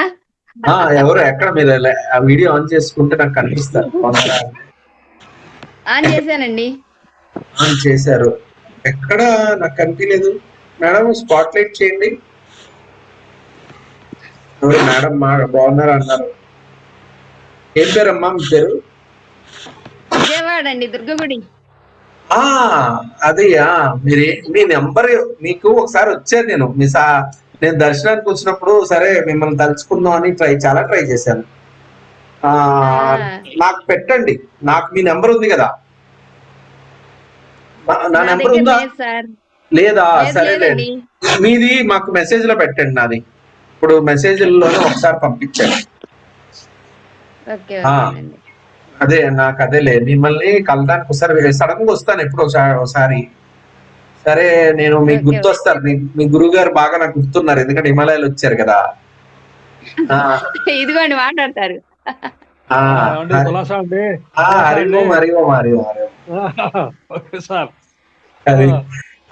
అమ్మవారి దర్శనం అవుతుంది కానీ మీ దర్శనం అవటంలా. ఎందుకు అవుతుంది సార్ బలవాళ్ళు? అమ్మవారి దర్శనం కానీ దగ్గరుండి తీసుకెళ్తాం కదా సార్. నేను వచ్చాను, నేను 2 సార్లు వచ్చినప్పుడు 2 సార్లు తలుచుకున్నా, 2 సార్లు వచ్చాను మధ్యలో. మొన్న విజయవాడలో నాకు ప్రోగ్రామ్ అయింది కదా ఒక 2 months బ్యాక్. మన అక్కడ రామరెడ్డి గారి దాంట్లో అయింది 3 months బ్యాక్. గురువు గారు మహానాడు 23వ రోడ్ గురుజీ. రామరెడ్డి గారి క్లాస్ కి వచ్చారా? అక్కడికి వచ్చినప్పుడు అప్పుడే నేను విజయవాడ వస్తే అమ్మవారి దగ్గరికి వెళ్ళకుండా ఉండను. ఆమె కదా నడిపించేది. మాకు ఇచ్చాశక్తి, క్రియాశక్తి, అన్ని శక్తులు ఇచ్చేది అమ్మవారే కదా. ఆమెని దర్శనం చేసుకోకుండా, ఆమె బ్లెస్సింగ్ తీసుకోవడానికి అనుకుండా విజయవాడ దాటం కాబట్టి అప్పుడు అదే వచ్చినప్పుడు కూడా ఇప్పుడు ఈ అమ్మాయి, అమ్మ నువ్వేం పేరు తెను, నీ నెంబరు వాళ్ళకి ఇవ్వు. ఓకే గురుగారు. వాళ్ళకి ఇచ్చినాక అండి ఈ అమ్మాయికి పెట్టండి. ఎందుకంటే ఇప్పుడు నా నెంబర్ అనౌన్స్ చేస్తున్నా మీ నెంబర్ చేసిన ఇద్దరికి ప్రమాదం. అంటే అందువల్ల ఈ అమ్మాయి మనకి బాగా తెలిసిన అమ్మాయి, వాలంటీర్ కూడా. ఎందుకంటే నా నెంబర్ చెప్తే కూడా మళ్ళీ నాకు మనశ్శాంతి లేకుండా చేస్తుంటారు జనాలు. అంటే ఇక చేస్తూనే వస్తాయి, అందుకే నేను ఎవరి నెంబర్కి ఇవ్వను నెంబర్లు. ఈ అమ్మాయి నెంబర్ తీసుకోండి, పర్లేదు, ప్రాబ్లం ఉండదు. ఆ పిల్ల నాకు ఇస్తుంది, మీ నెంబర్ పెడుతుంది. ఆ పిల్ల లోకల్ విజయవాడ. గురుగారు ఈసారి మేము తీసుకెళ్తాం గురుగారు అమ్మ దగ్గరికి. అంటే సారు గర్భగుడిలో పూజారి ఆయన. ఓకే మరి ఏమనుకుంటున్నాం మనము ఇప్పుడు బాబాజీ నీకు నాకు ఆ అనుగ్రహం అవకాశం ఇవ్వలేదు, గురువు గారికి ఇచ్చారు. అవును గురూజీ. డైరెక్ట్ అమ్మ సేవ చేసుకునేది. మొత్తము దుర్గా అమ్మవారు భూమిని నడిపిస్తుంది. మొత్తం సర్వ జీవకోటికి ప్రాణకోటికి ప్రాణాన్ని పోసేది నడిపించేది దుర్గా అమ్మవారే. దుర్గామ్మవారి, అవును. దుర్గా అమ్మ. ఇప్పుడు మనం శంబాల అంటాం కదా, శాంభవి దేవి కూడా దుర్గా అమ్మవారే. దుర్గా అమ్మవారి యొక్క ఎక్స్టెన్షన్ శాంభవి దేవి కూడా. అర్థమైందా? అంటే కాబట్టి ముల్లోకాలు నడిపించేది మూలశక్తి, ముఖ్యంగా ప్రాణాలని అంటే భూమి మీద చైతన్యానికి ఎప్పుడు కూడా ప్రొటెక్ట్ చేసి సాకేది కూడా అమ్మవారు. ఓకే. దుర్గా భవానీ మాత. ఆ, నీ పేరేంటమ్మా? పావని. పావని గురుగారు. ఓకే అమ్మా, అలాగే. మీ నంబర్ పావని గారి నంబరు మెసేజ్ లో పెట్టండి, గ్రూప్ లో పెట్టండి, మెసేజ్ ఓకే చేయండి. ఓకే సార్ వాళ్ళు తీసుకుంటారు. Okay ma'am. ఓకే ఎస్ అమ్మా. మాస్టర్స్ కవిత మేడం మాట్లాడతారా? మాట్లాడండి. నమస్తే సార్. సార్ నెట్వర్క్ ఏమైనా స్ట్రక్ అయినట్టుంది.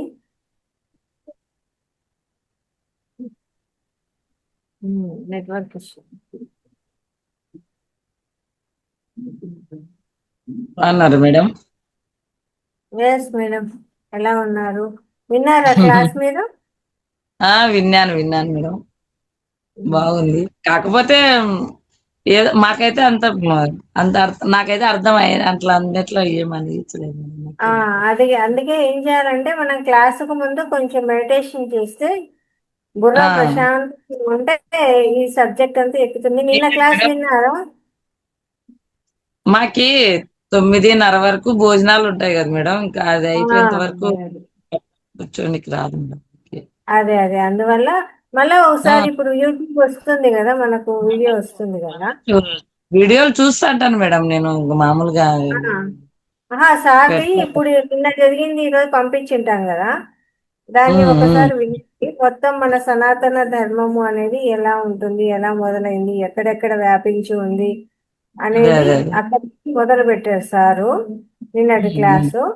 ఈ రోజు కూడా మళ్ళీ ఈ స్కంద సుబ్రహ్మణ్య స్వామి గురించి, ఆయన ఎనర్జీస్ గురించి అదంతా కూడా తీసుకొని వస్తున్నారు అనమాట. ఎక్కడెక్కడ వ్యాపించి ఉంది అనేసి, ఆయన యొక్క ఎనర్జీస్ ఎలా ఉంటాయి, ఏ దానికి మూలం సుబ్రహ్మణ్య స్వామి అంటే అని అక్కడి నుంచి మొదలుపెట్టి తీసుకొని వస్తున్నారు. ఒకసారి మీరు ఆ వీడియో మళ్ళా విన్నారంటే మీకు అర్థమవుతుంది. మళ్ళీ నెక్స్ట్ క్లాస్ మీరు క్లాస్ చేయగలుగుతారు. మామూలుగా చూస్తుంటామా. నాకి 9 గంటలకే ఇంకా కూర్చున్నా గానీ ఊరికే ఏమి వినపడదు, అర్థం కాదు మేడం నాకు. మీరు కిందన కూర్చుంటే చూస్తారు అక్కడ, అందుకోసం కొంచెం ఇది నాకు టయానికి మధ్యలో బ్రేక్ అయిందంటే అర్థం అవ్వదు, కొంచెం డీప్ సబ్జెక్ట్ కాబట్టి. తీరా ఏదైనా అన్నం అయిపోయిందని చెప్పేసి అని పిలిచేది, ఇంకా మళ్ళీ ఇంకా తప్పదు కదా, అక్కడ ఇక్కడ రెండు చూసుకోవాలంటే కష్టం. సేవ చేస్తున్నారులే మ్యామ్ మీరు. ఏం మేడం? సేవ చేస్తున్నారులే మ్యామ్ ఆ టైంలో మీరు అంటున్నా. తప్పదు కదా, బతుకు తెరువు సేవ కాదు. మొన్న మీరు అరుణాచలం రాలేదు మ్యామ్? నేను రాలేదు, మిస్ అయినాను. ఫస్ట్ సారి అప్పుడు సార్ వాళ్ళ దానికి పోయి బాగా చూపించినాడు సార్, అన్ని బాగా మాకి ఎనర్జీ పాయింట్ 3 రోజులు బాగా అద్భుతంగా చూపించినాడు. మొత్తం స్కందాశ్రమము. నెక్స్ట్ ఎక్కడన్నా మళ్ళా ప్రోగ్రామ్ పెట్టినప్పుడు చూస్తాను.